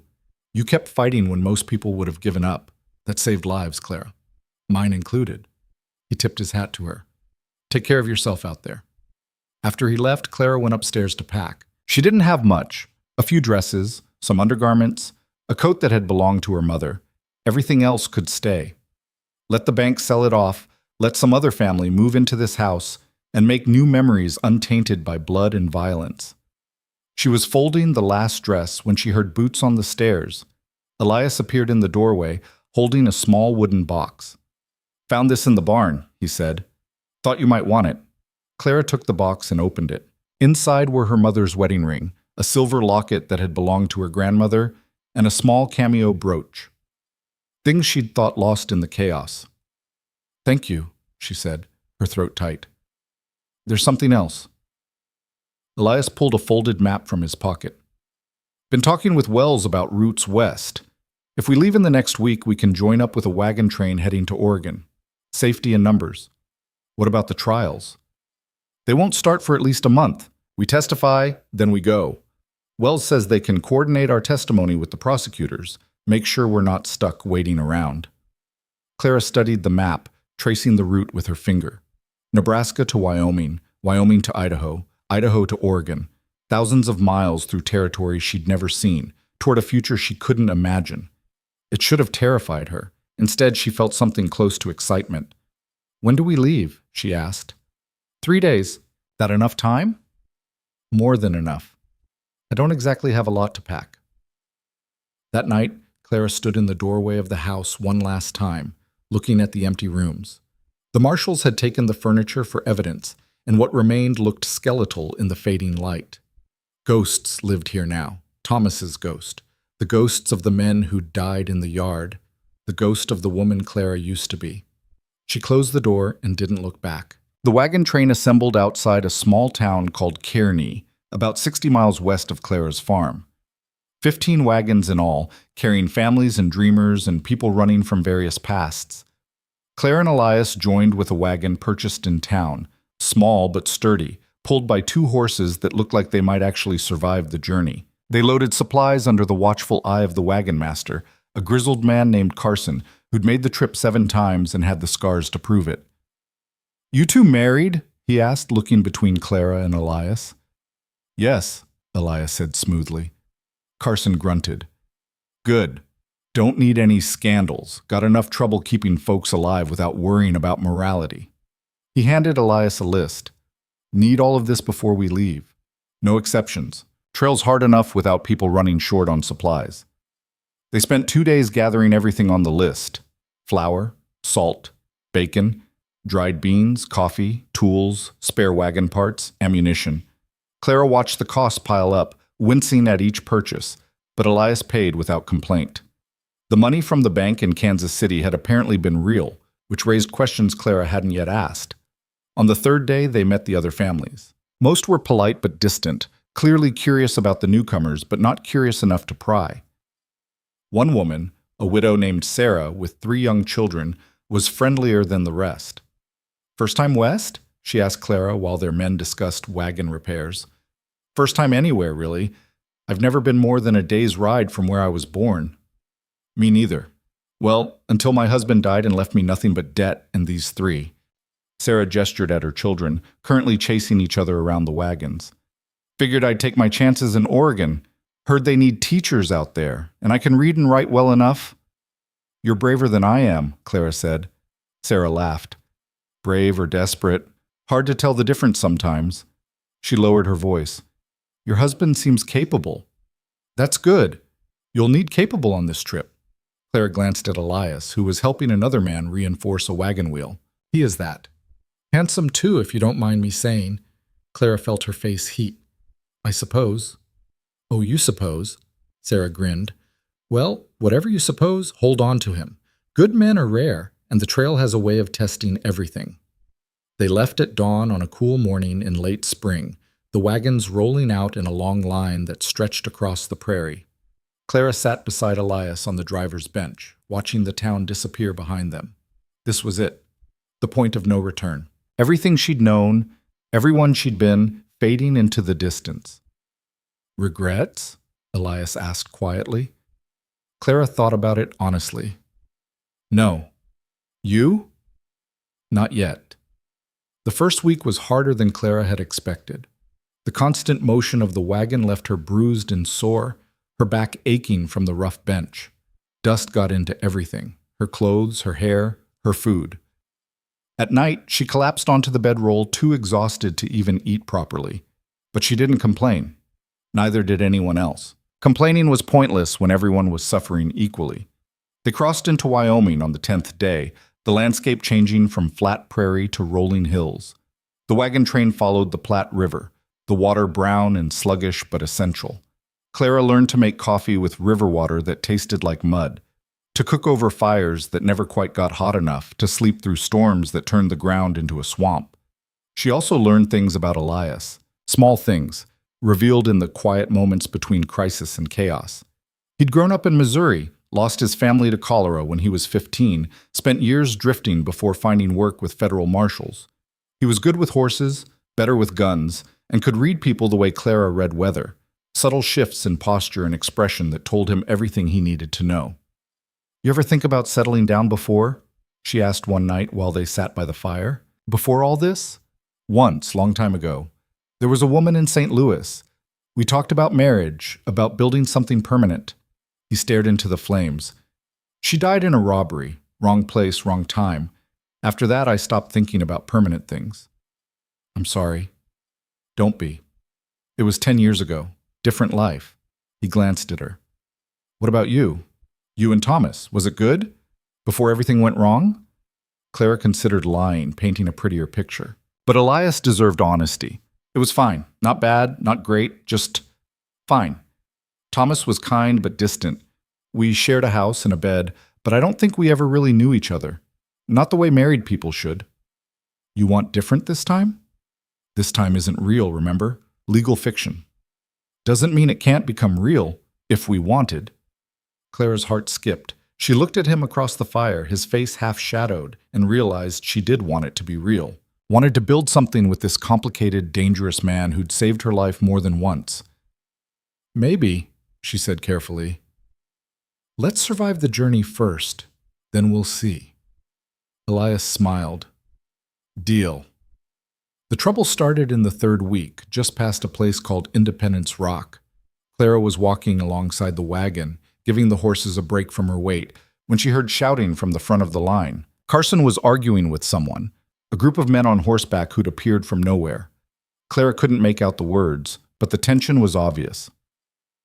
"Stay here," Elias said, climbing down from the wagon. "Like hell." Clara followed him toward the confrontation, ignoring his look of exasperation. The riders were rough-looking, armed, with the kind of casual arrogance that came from knowing nobody would challenge them. Their leader was a tall man with a pockmarked face and dead eyes. "Toll road," he was saying to Carson. $10 per wagon. Pay up or turn around." This isn't a toll road, Carson said flatly. This is open territory. You got no authority here. I got 6 guns. That's authority enough. Several of the men from the wagon train had gathered now, forming a loose circle. The tension was thick enough to cut. Clara saw Sarah pulling her children behind a wagon, saw other families doing the same. We're not paying, Carson said. The pockmarked man smiled. Then we got a problem. No, Elias said, stepping forward. You got a problem. The pockmarked man's attention shifted to Elias, sizing him up. That right? 6 guns against 20 wagons. You do the math. Most of these wagons are women and children. Most, not all. Elias's hand rested casually on his belt, near his holster. And I guarantee some of these women shoot better than your boys. The pockmarked man's smile faded. He looked around, reassessing. Several of the men from the wagon train were armed now, rifles held ready. Even Sarah had produced a shotgun from somewhere, holding it with surprising confidence.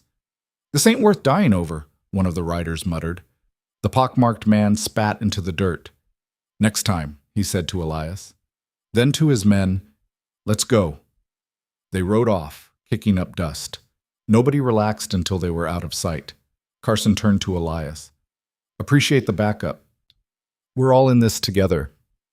That night the mood in camp was subdued. People whispered about what might have happened, about whether the riders would come back with reinforcements. Claire helped Sarah cook dinner for both families, the children quieter than usual. That was close, Sarah said, stirring a pot of beans. Yeah. Your husband handled it well. Didn't back down, but didn't escalate either. That's smart. Clara nodded, watching Elias across the camp. He was talking with Carson and some of the other men, probably discussing security measures. Even here, thousands of miles from Nebraska, trouble found them. Does it bother you? Sarah asked. The danger?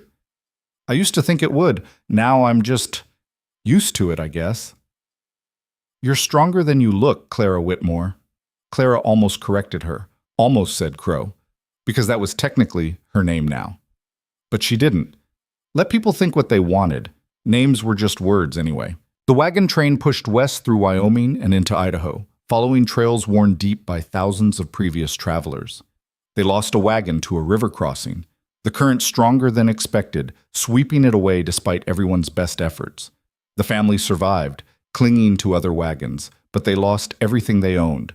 Clara gave them what she could spare, a blanket, some food, a dress that barely fit but was better than nothing.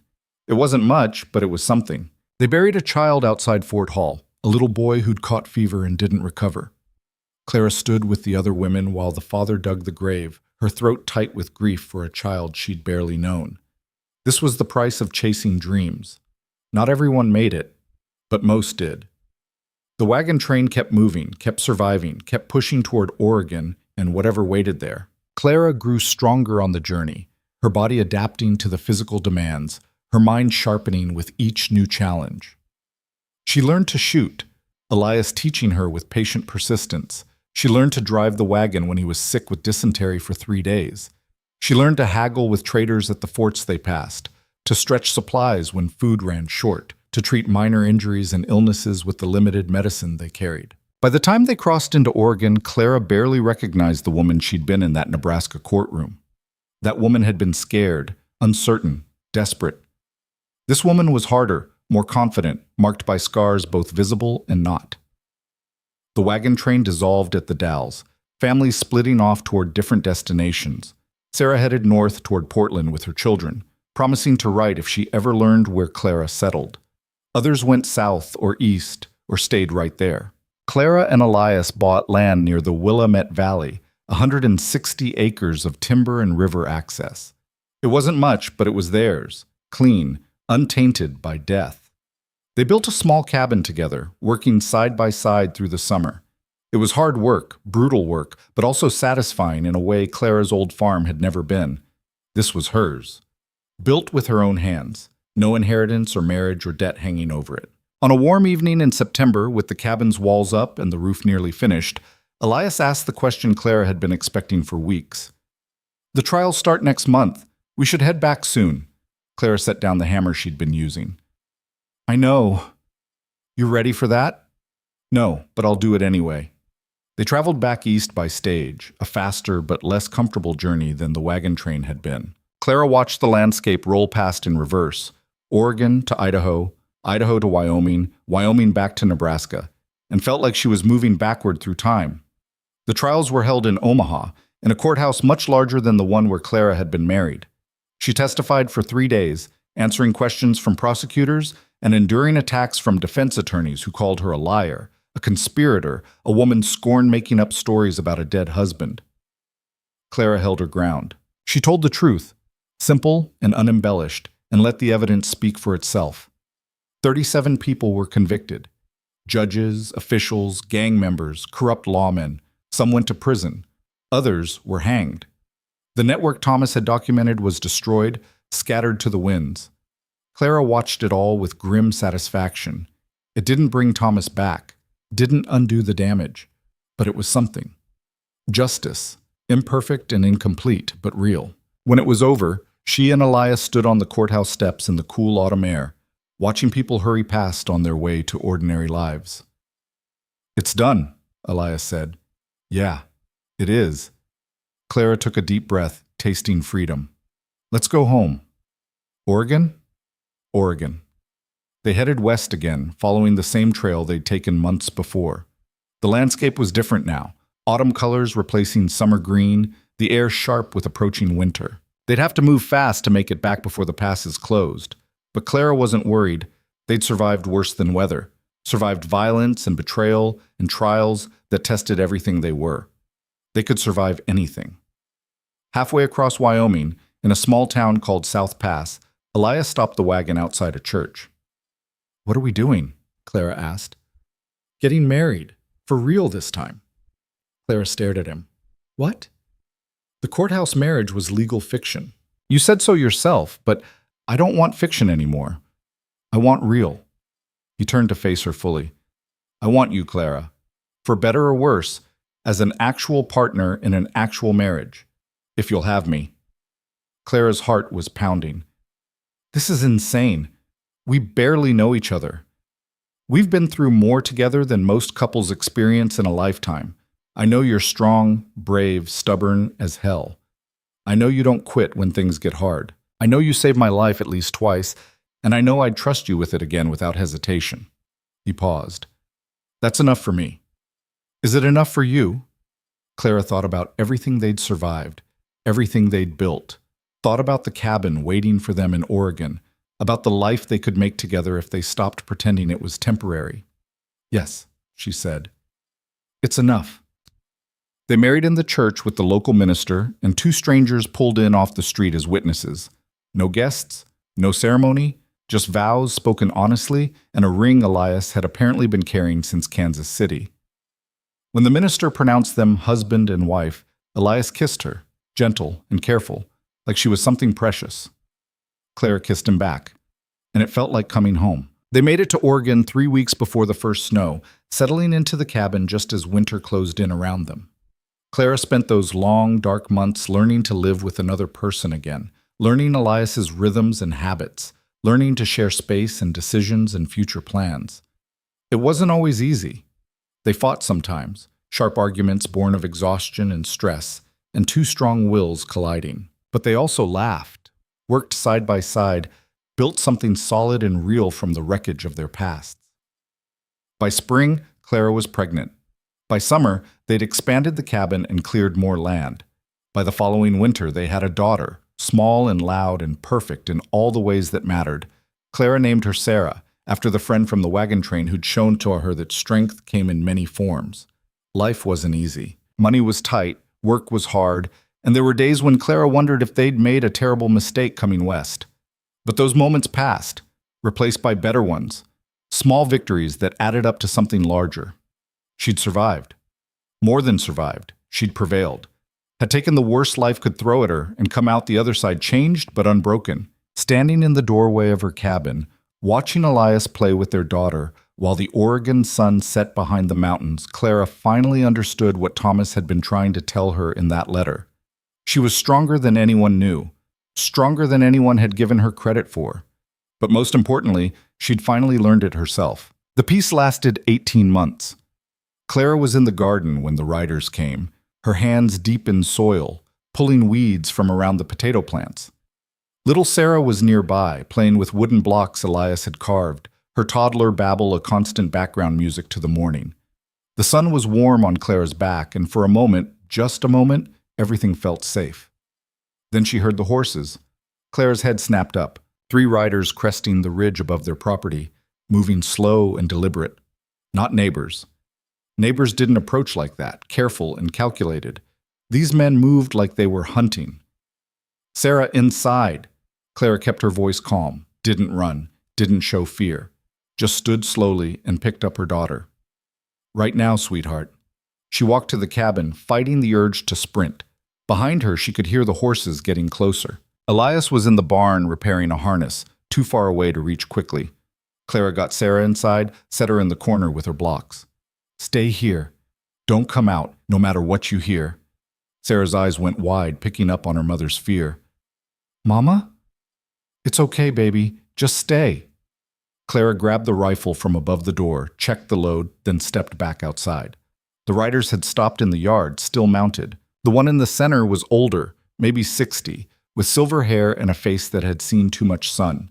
He wore expensive clothes gone dusty from travel, and his eyes were cold as creek water in January. Mrs. Crow, he said, like they were old friends. Clara raised the rifle, not pointing it directly, but making it clear she could. You're on private property. State your business or leave. My name is Gerard Whitlock.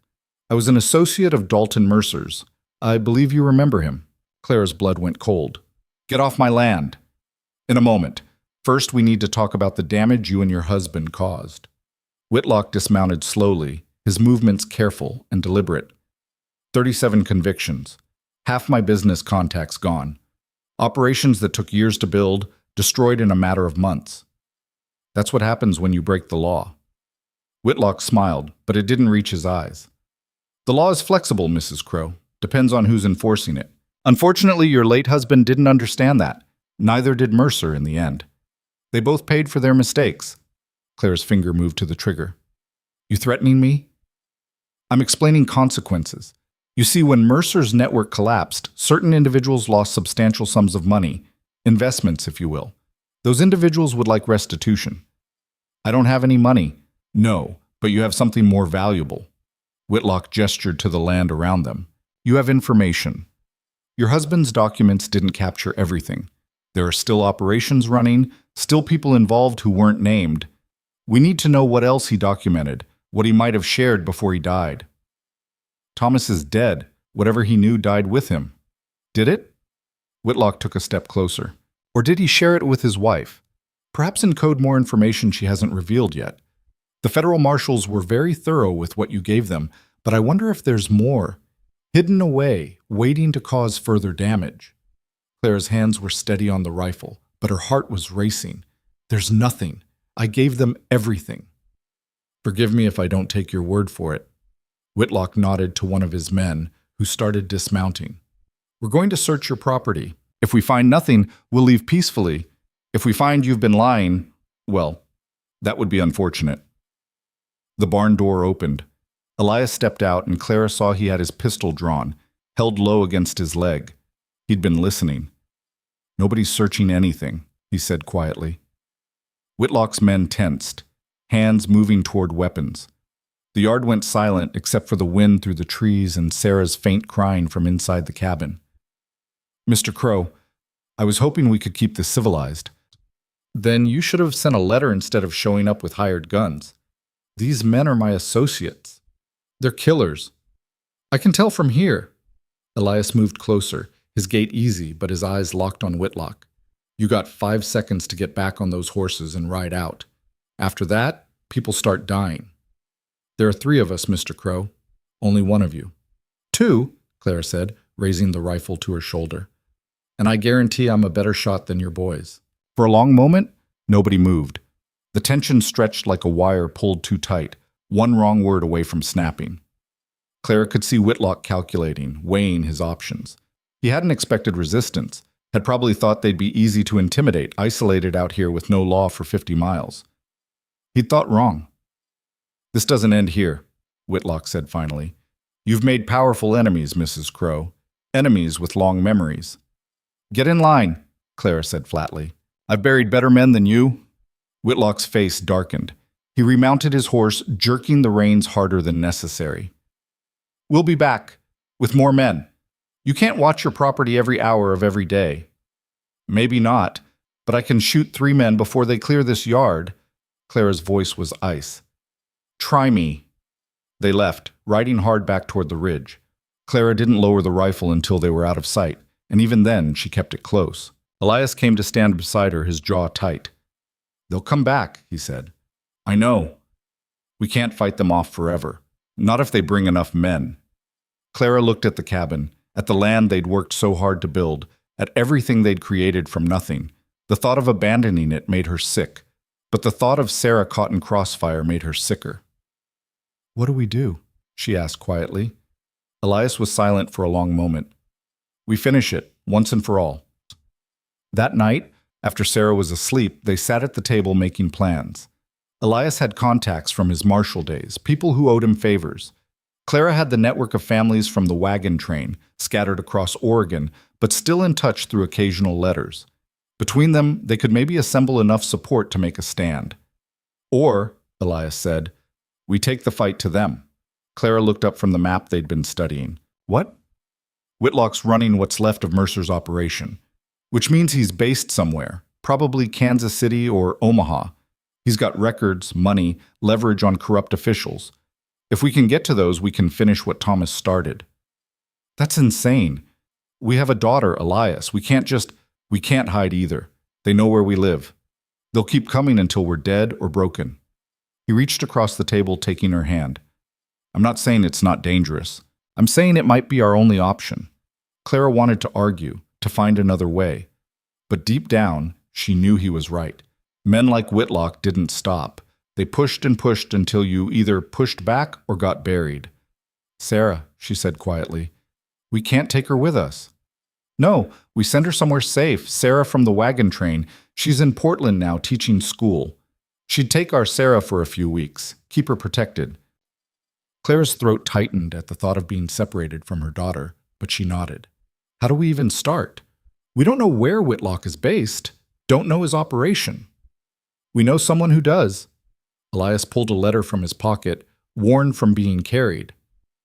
Samuel Hayes, he sent this 3 months ago, said some of Mercer's old network was reorganizing. He's been tracking it, gathering evidence. If anyone knows where Whitlock operates, it's him. Samuel's in Kansas City. Yeah, 2 weeks travel, maybe less if we push hard. Clara looked at the letter, at Elias, at the cabin walls that suddenly felt less like protection and more like a cage.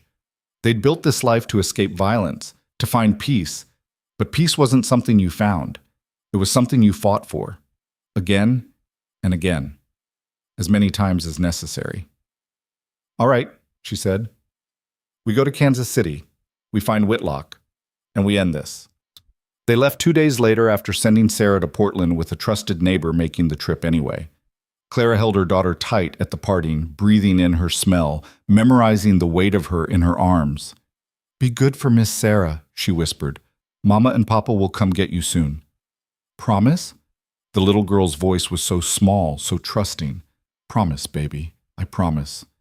Watching the wagon roll away with her daughter inside was the hardest thing Clara had ever done. Harder than the courthouse, harder than the gunfights, harder than anything.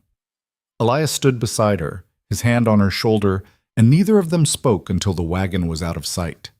The journey east was faster than the wagon train had been, but no less grueling. They traveled by stage where they could, horseback where they couldn't, pushing hard and sleeping little.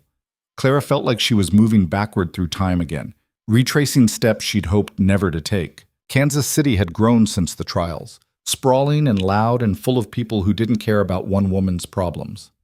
They found Samuel in a boarding house near the stockyards, looking older and more tired than Clara remembered. Wondered when you'd show up, he said by way of greeting. Heard Whitlock paid you a visit. News travels fast. Bad news always does. Samuel gestured them inside, his legs still favoring the side where Mercer's man had shot him. Coffee's terrible, but it's hot. They sat in his cramped room while he spread papers across a table that had seen better days. Maps, ledgers, photographs of men Clara didn't recognize. "Whitlock's smart," Samuel said. "Smarter than Mercer was. He learned from what happened, compartmentalized his operation. Nobody knows the full picture except him." "Where's he based?" Elias asked. "Moves around, but he keeps an office in Omaha, legitimate business front, import-export company. Real work happens in the basement. Meetings, record-keeping, all of it." Samuel tapped a photograph. "This building, 3rd and Douglas Street." Clara studied the image. 3-story brick building, corner location, multiple entrances. "That's heavily trafficked area. We can't just walk in shooting." "No, but you could walk in as customers." Samuel pulled out another document. "Whitlock's company deals in farm equipment. You're farmers from Oregon, in town to purchase new machinery." "Gets you in the door." "Then what?" Clara asked. "We can't exactly rob the place in broad daylight." "You don't rob it, you document it." Samuel looked between them. "Same thing Thomas did. You get in, photograph the records, get out. Then we take the evidence to federal prosecutors and let the law handle it." "The law didn't stop Mercer from killing Thomas," Clara said flatly. "No, but it stopped Mercer eventually, and it'll stop Whitlock too if we do this right." Elias was quiet, studying the maps. "Security?" 4 men on rotation, 2 on the main floor during business hours, 2 in the basement where the real work happens. At night, it drops to 2 total. Samuel paused. "There's a window. Every Thursday, Whitlock meets with his lieutenants, all the big players in one room. If you could get evidence during that meeting, names, faces, conversations, it would be enough to dismantle the whole operation." "This Thursday?" Clara asked. "Next Thursday. Gives you 6 days to prepare." They spent those 6 days learning everything they could about Whitlock's operation. Samuel had built an impressive network of informants, clerks, dock workers, people who saw things and talked for the right price. Clara and Elias memorized guard rotations, floor plans, escape routes. On Wednesday night, Clara couldn't sleep. She lay in the boarding house bed, staring at the ceiling, thinking about Sarah safe in Portland and all the ways this could go wrong. "You don't have to do this," Elias said quietly in the darkness. "I can handle it alone." "No, you can't. You need someone on the outside watching for trouble." "Clara, I'm not staying behind Elias. This is my fight as much as yours. More, maybe. Thomas was my husband. The debt, the forced marriage, all of it. That was mine to carry." She rolled over to face him. "I'm finishing it. You're the bravest person I've ever met. You know that? I'm terrified." "I know. That's what makes it brave." Thursday morning came too fast. Clara dressed in her best clothes, a dress purchased just for this, professional and forgettable. She and Elias looked like any other farm couple in the city on business. Respectable. Harmless. The walk to 3rd and Douglas felt like walking to an execution. Clara's heart hammered against her ribs, her hands clammy despite the cool morning air. Beside her, Elias looked calm, but she knew him well enough now to see the tension in his shoulders. The building was exactly as the photographs had shown. Brick, solid, people streaming in and out on morning business.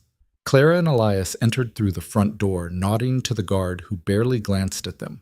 The main floor was legitimate business. Clerks processing orders, customers examining equipment catalogs. Elias approached the front desk while Clara drifted toward the back, scanning for the basement entrance Samuel had described. There. A door marked private, employees only. One guard standing nearby, looking bored. Clara moved past without stopping, making mental notes. The guard was armed, but not particularly alert. The door had a simple lock, nothing complex. The real challenge would be the basement itself. "Can I help you, ma'am?" A clerk appeared at her elbow. Clara smiled. "Just waiting for my husband.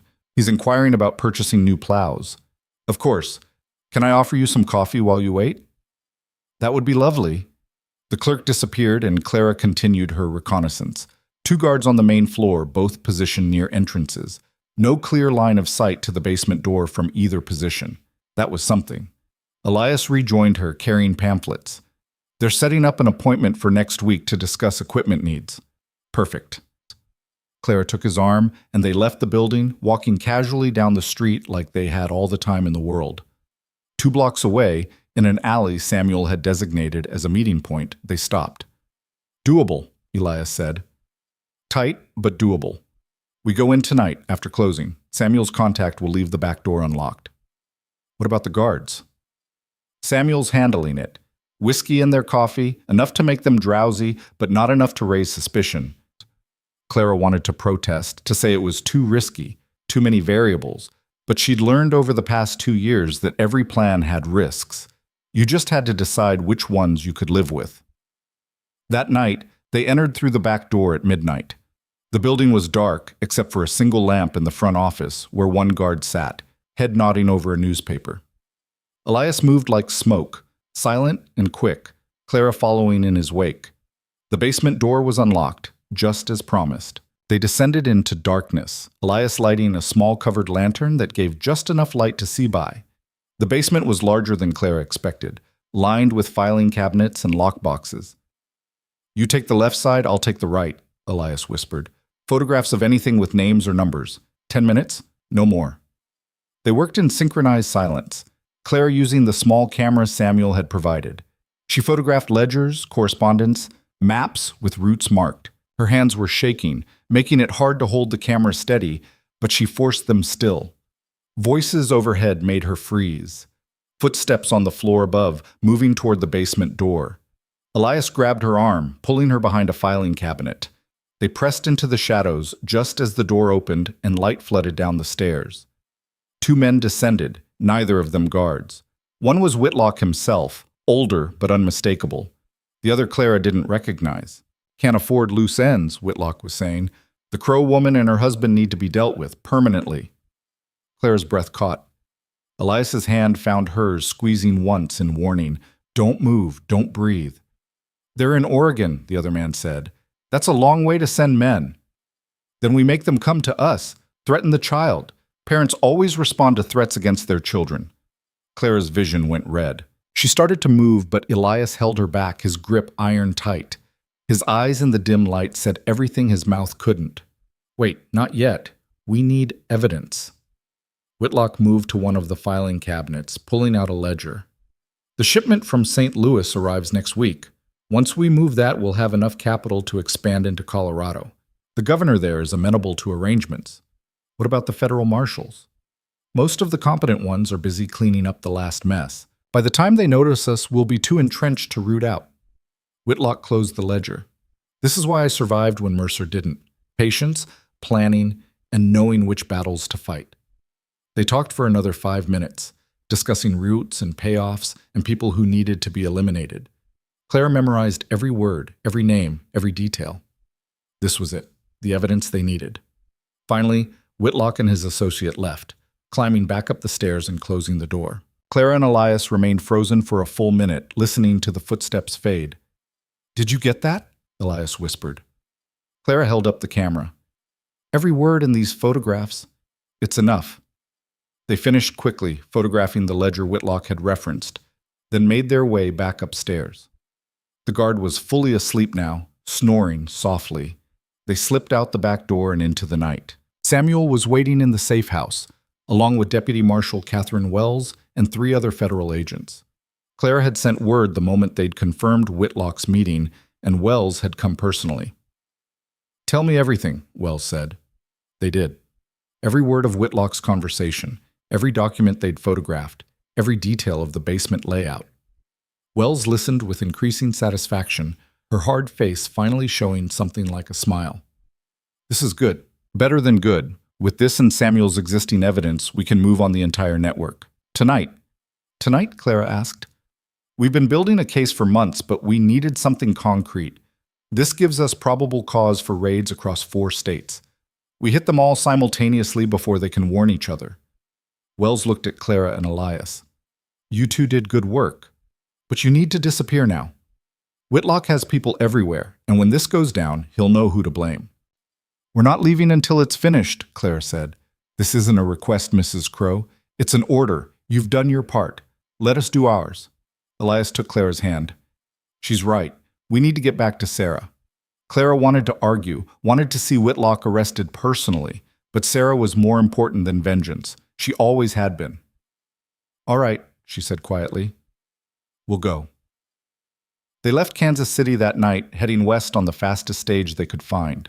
Behind them, federal marshals were mobilizing, preparing for coordinated raids that would happen at dawn. Clara watched the city disappear in the darkness and felt the weight of 2 years finally starting to lift. The raids made newspapers across the country. 32 arrests in one night, operations spanning 6 states completely dismantled. Whitlock himself was captured in Omaha, trying to flee with 2 suitcases full of money and ledgers. The evidence Clara and Elias had gathered, combined with Samuel's years of work, created an airtight case. The trials took months. Clara testified again, this time with less fear and more anger. She looked Whitlock in the eye as she recounted his threats against her daughter, his plans to expand his criminal empire, his complete lack of remorse for the lives he'd destroyed. The jury convicted him in less than an hour. Standing on the courthouse steps after the verdict, Clara felt something shift inside her. Not relief exactly. She'd learned that relief was temporary, that danger could always return, but something like closure. A chapter finally, definitively ended. "It's over," Elias said beside her. "Is it?" Clara looked at him. "Is it really ever over?" "Maybe not, but we've done what we can. Stopped 2 major criminal organizations, put away people who needed putting away. Thomas's work is finished. Our work is finished." Clara thought about that. Thomas's work. For so long, she'd resented what he'd started, the danger he'd brought into her life. But standing here now, seeing justice served, she understood.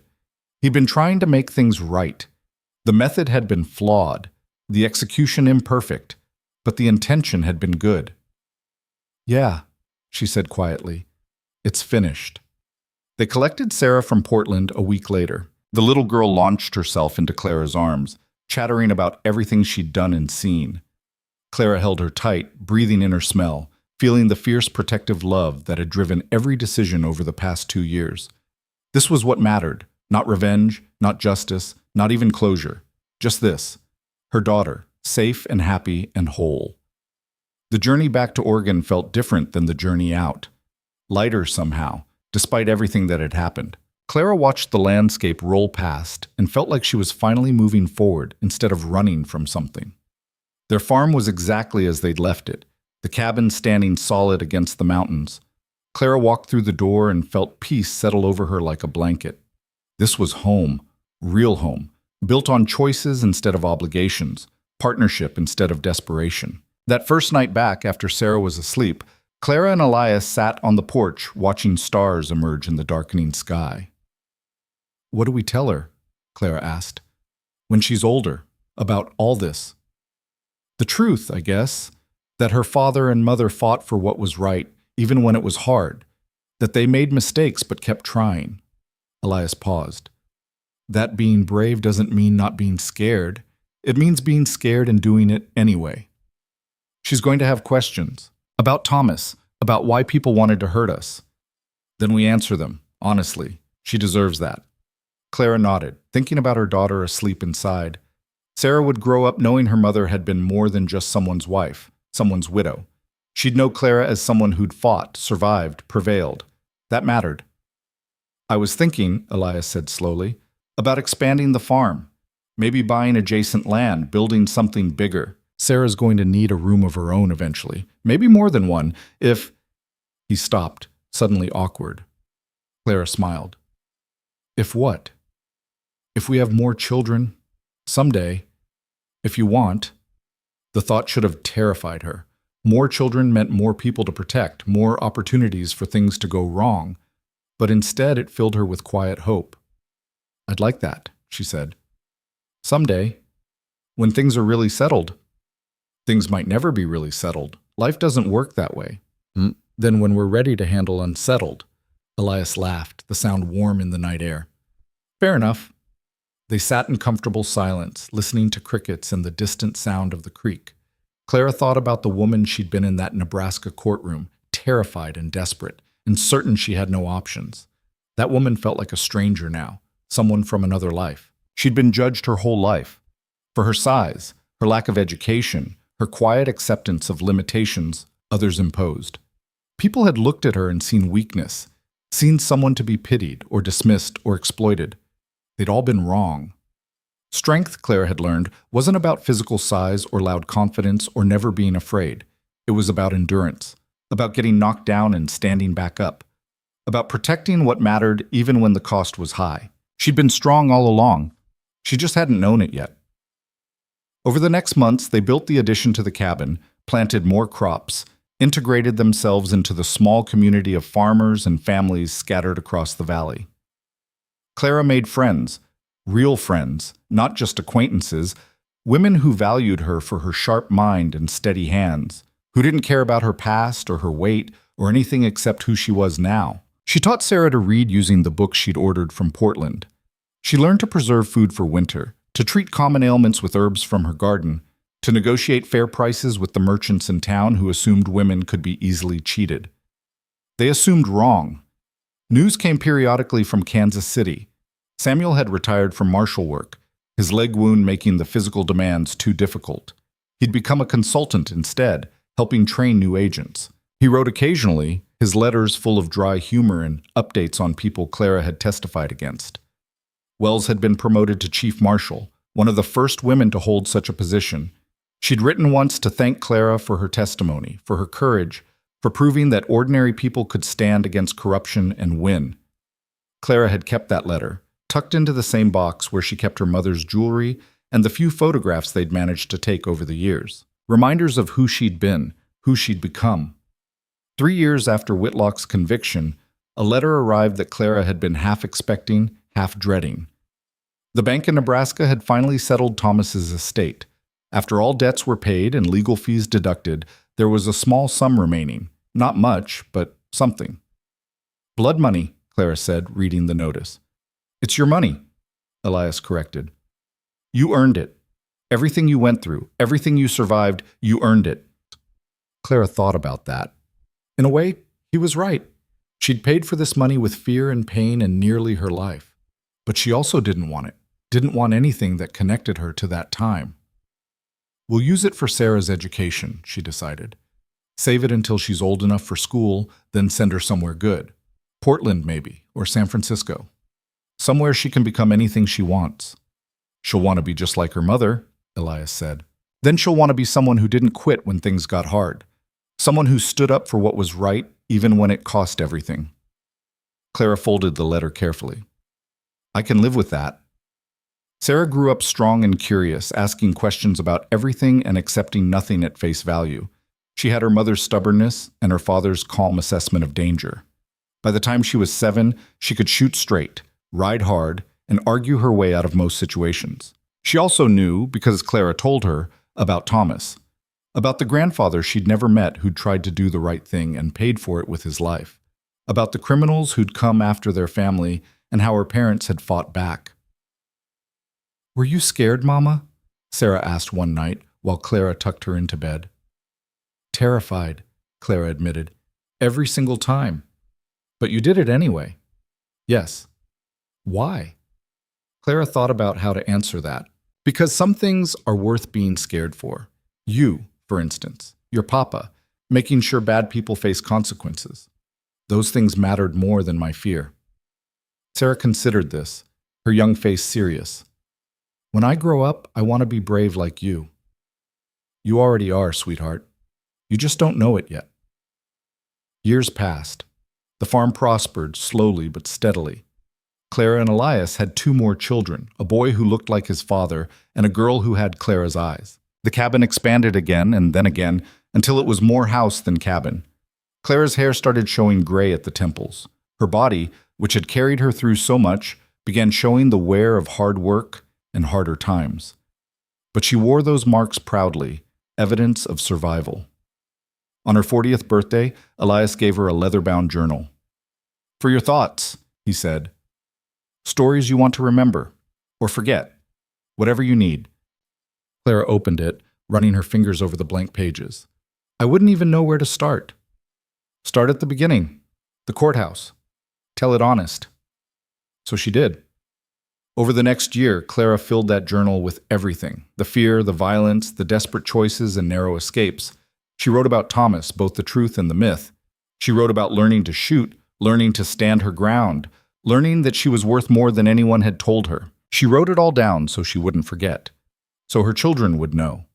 So someday maybe other women in impossible situations might read it and realize they had options beyond surrender. When Sarah turned 18, Clara gave her the journal. "This is who I was," she said, "who I am, the good parts and the bad parts and everything in between. I want you to have it." Sarah read it in 3 days, barely sleeping. When she finished, she looked at her mother with new eyes. "I had no idea," she whispered. "Most people don't. They look at me and see a farmer's wife, someone ordinary." "You're not ordinary, Mama. You're extraordinary." Clara smiled. "No, sweetheart, I'm exactly ordinary. That's the point. Ordinary people can do extraordinary things when they have to. Never forget that." Sarah didn't. She went to college in San Francisco, became a teacher, and eventually a principal. She fought for women's education, for fair wages, for all the things her mother had been denied. And when people asked where she got her strength, she told them about Clara. Clara Whitmore Crowe, who'd been underestimated her whole life until she proved everyone wrong. Elias died peacefully at 67, his heart simply giving out one morning while they worked in the garden together. Clara held him as he went, whispering that she loved him, that he'd been everything she'd needed when she didn't know what she needed. She buried him on their land, under the oak tree he'd planted their first year. And though the grief was deep and real, she didn't break. She'd survived too much to break now. Clara lived another 20 years after Elias, long enough to see her grandchildren born, long enough to watch Sarah become everything she'd hoped, long enough to know that the life she'd built, the choices she'd made, had mattered. On her last day, surrounded by family in the house she and Elias had built together, Clara looked back on everything with clear eyes. The fear, the violence, the impossible choices. She wouldn't wish them on anyone, but she also wouldn't trade them. They'd made her who she was, and who she was had been enough. More than enough. She'd been dismissed as weak, as stupid, as less than because of her body and her background and her gender. She'd been forced into an impossible situation by men who saw her as property to be redistributed. But she'd refused to stay dismissed, refused to accept their judgment, refused to be anything less than exactly who she chose to become. That was the truth Clara carried with her to the end. Not that she'd been special or chosen or destined for greatness, but that she'd been ordinary and determined and unwilling to quit. And sometimes that was all it took to change everything. Her last words, whispered to Sarah, who leaned close to hear them, were simple and true. "Don't let anyone make you small, ever." Sarah promised, and she kept that promise, and taught her own children to keep it, and they taught theirs. Clara's story became family legend, then local history, a reminder that courage didn't require perfection. It just required showing up, again and again, even when you were terrified, especially when you were terrified. The farm stayed in the family for 3 generations before eventually being sold. But before it changed hands, Sarah's granddaughter walked the property one last time, standing where Clara and Elias had stood, looking at the mountains they'd looked at. She found the oak tree, old and massive now, and the simple stone marker beneath it. Clara Whitmore Crowe, 1836 to 1903. She refused to break standing. There in the Oregon sun, Clara's great-granddaughter understood something fundamental. Her ancestor hadn't been a hero in any traditional sense. She'd been a woman dealt a terrible hand who'd played it as best she could. She'd been scared and angry and imperfect. But she'd also been unbreakable. And that, more than anything, was what mattered. The world tried to break women like Clara every day, tried to convince them they were less, worthless, powerless. Most of the time, tragically, it succeeded. But sometimes, a woman looked at those expectations and said no. Sometimes she stood her ground and fought back and refused to accept limitations others imposed. Sometimes she won, and when she did, she changed the world. Not in grand sweeping gestures, but in small persistent ways, by proving it could be done, by showing other women what was possible, by refusing to let fear or shame or judgment define her worth. Clara Whitmore had walked into that courthouse a widow with no options and walked out a survivor with a future she built herself. The path between those 2 points had been violent and terrifying and marked by losses that never fully healed. But she'd walked it, and in walking it, she'd proven something essential. That strength wasn't about size or gender or education or any of the arbitrary measures society used to judge worth. Strength was about choosing to stand when falling would be easier, about protecting what mattered no matter the cost, about enduring when endurance seemed impossible. Clara had been strong all along. The courthouse hadn't made her strong. The gunfights hadn't made her strong. The journey west, the trials, the final confrontation with Whitlock, none of it had made her strong. It had just revealed what was already there. And that was the lesson her descendants carried forward, the gift she'd given them without even meaning to. That ordinary people, dismissed, underestimated, written off, contained extraordinary reserves of courage and determination. All they had to do was refuse to quit. Clara Whitmore Crowe had refused.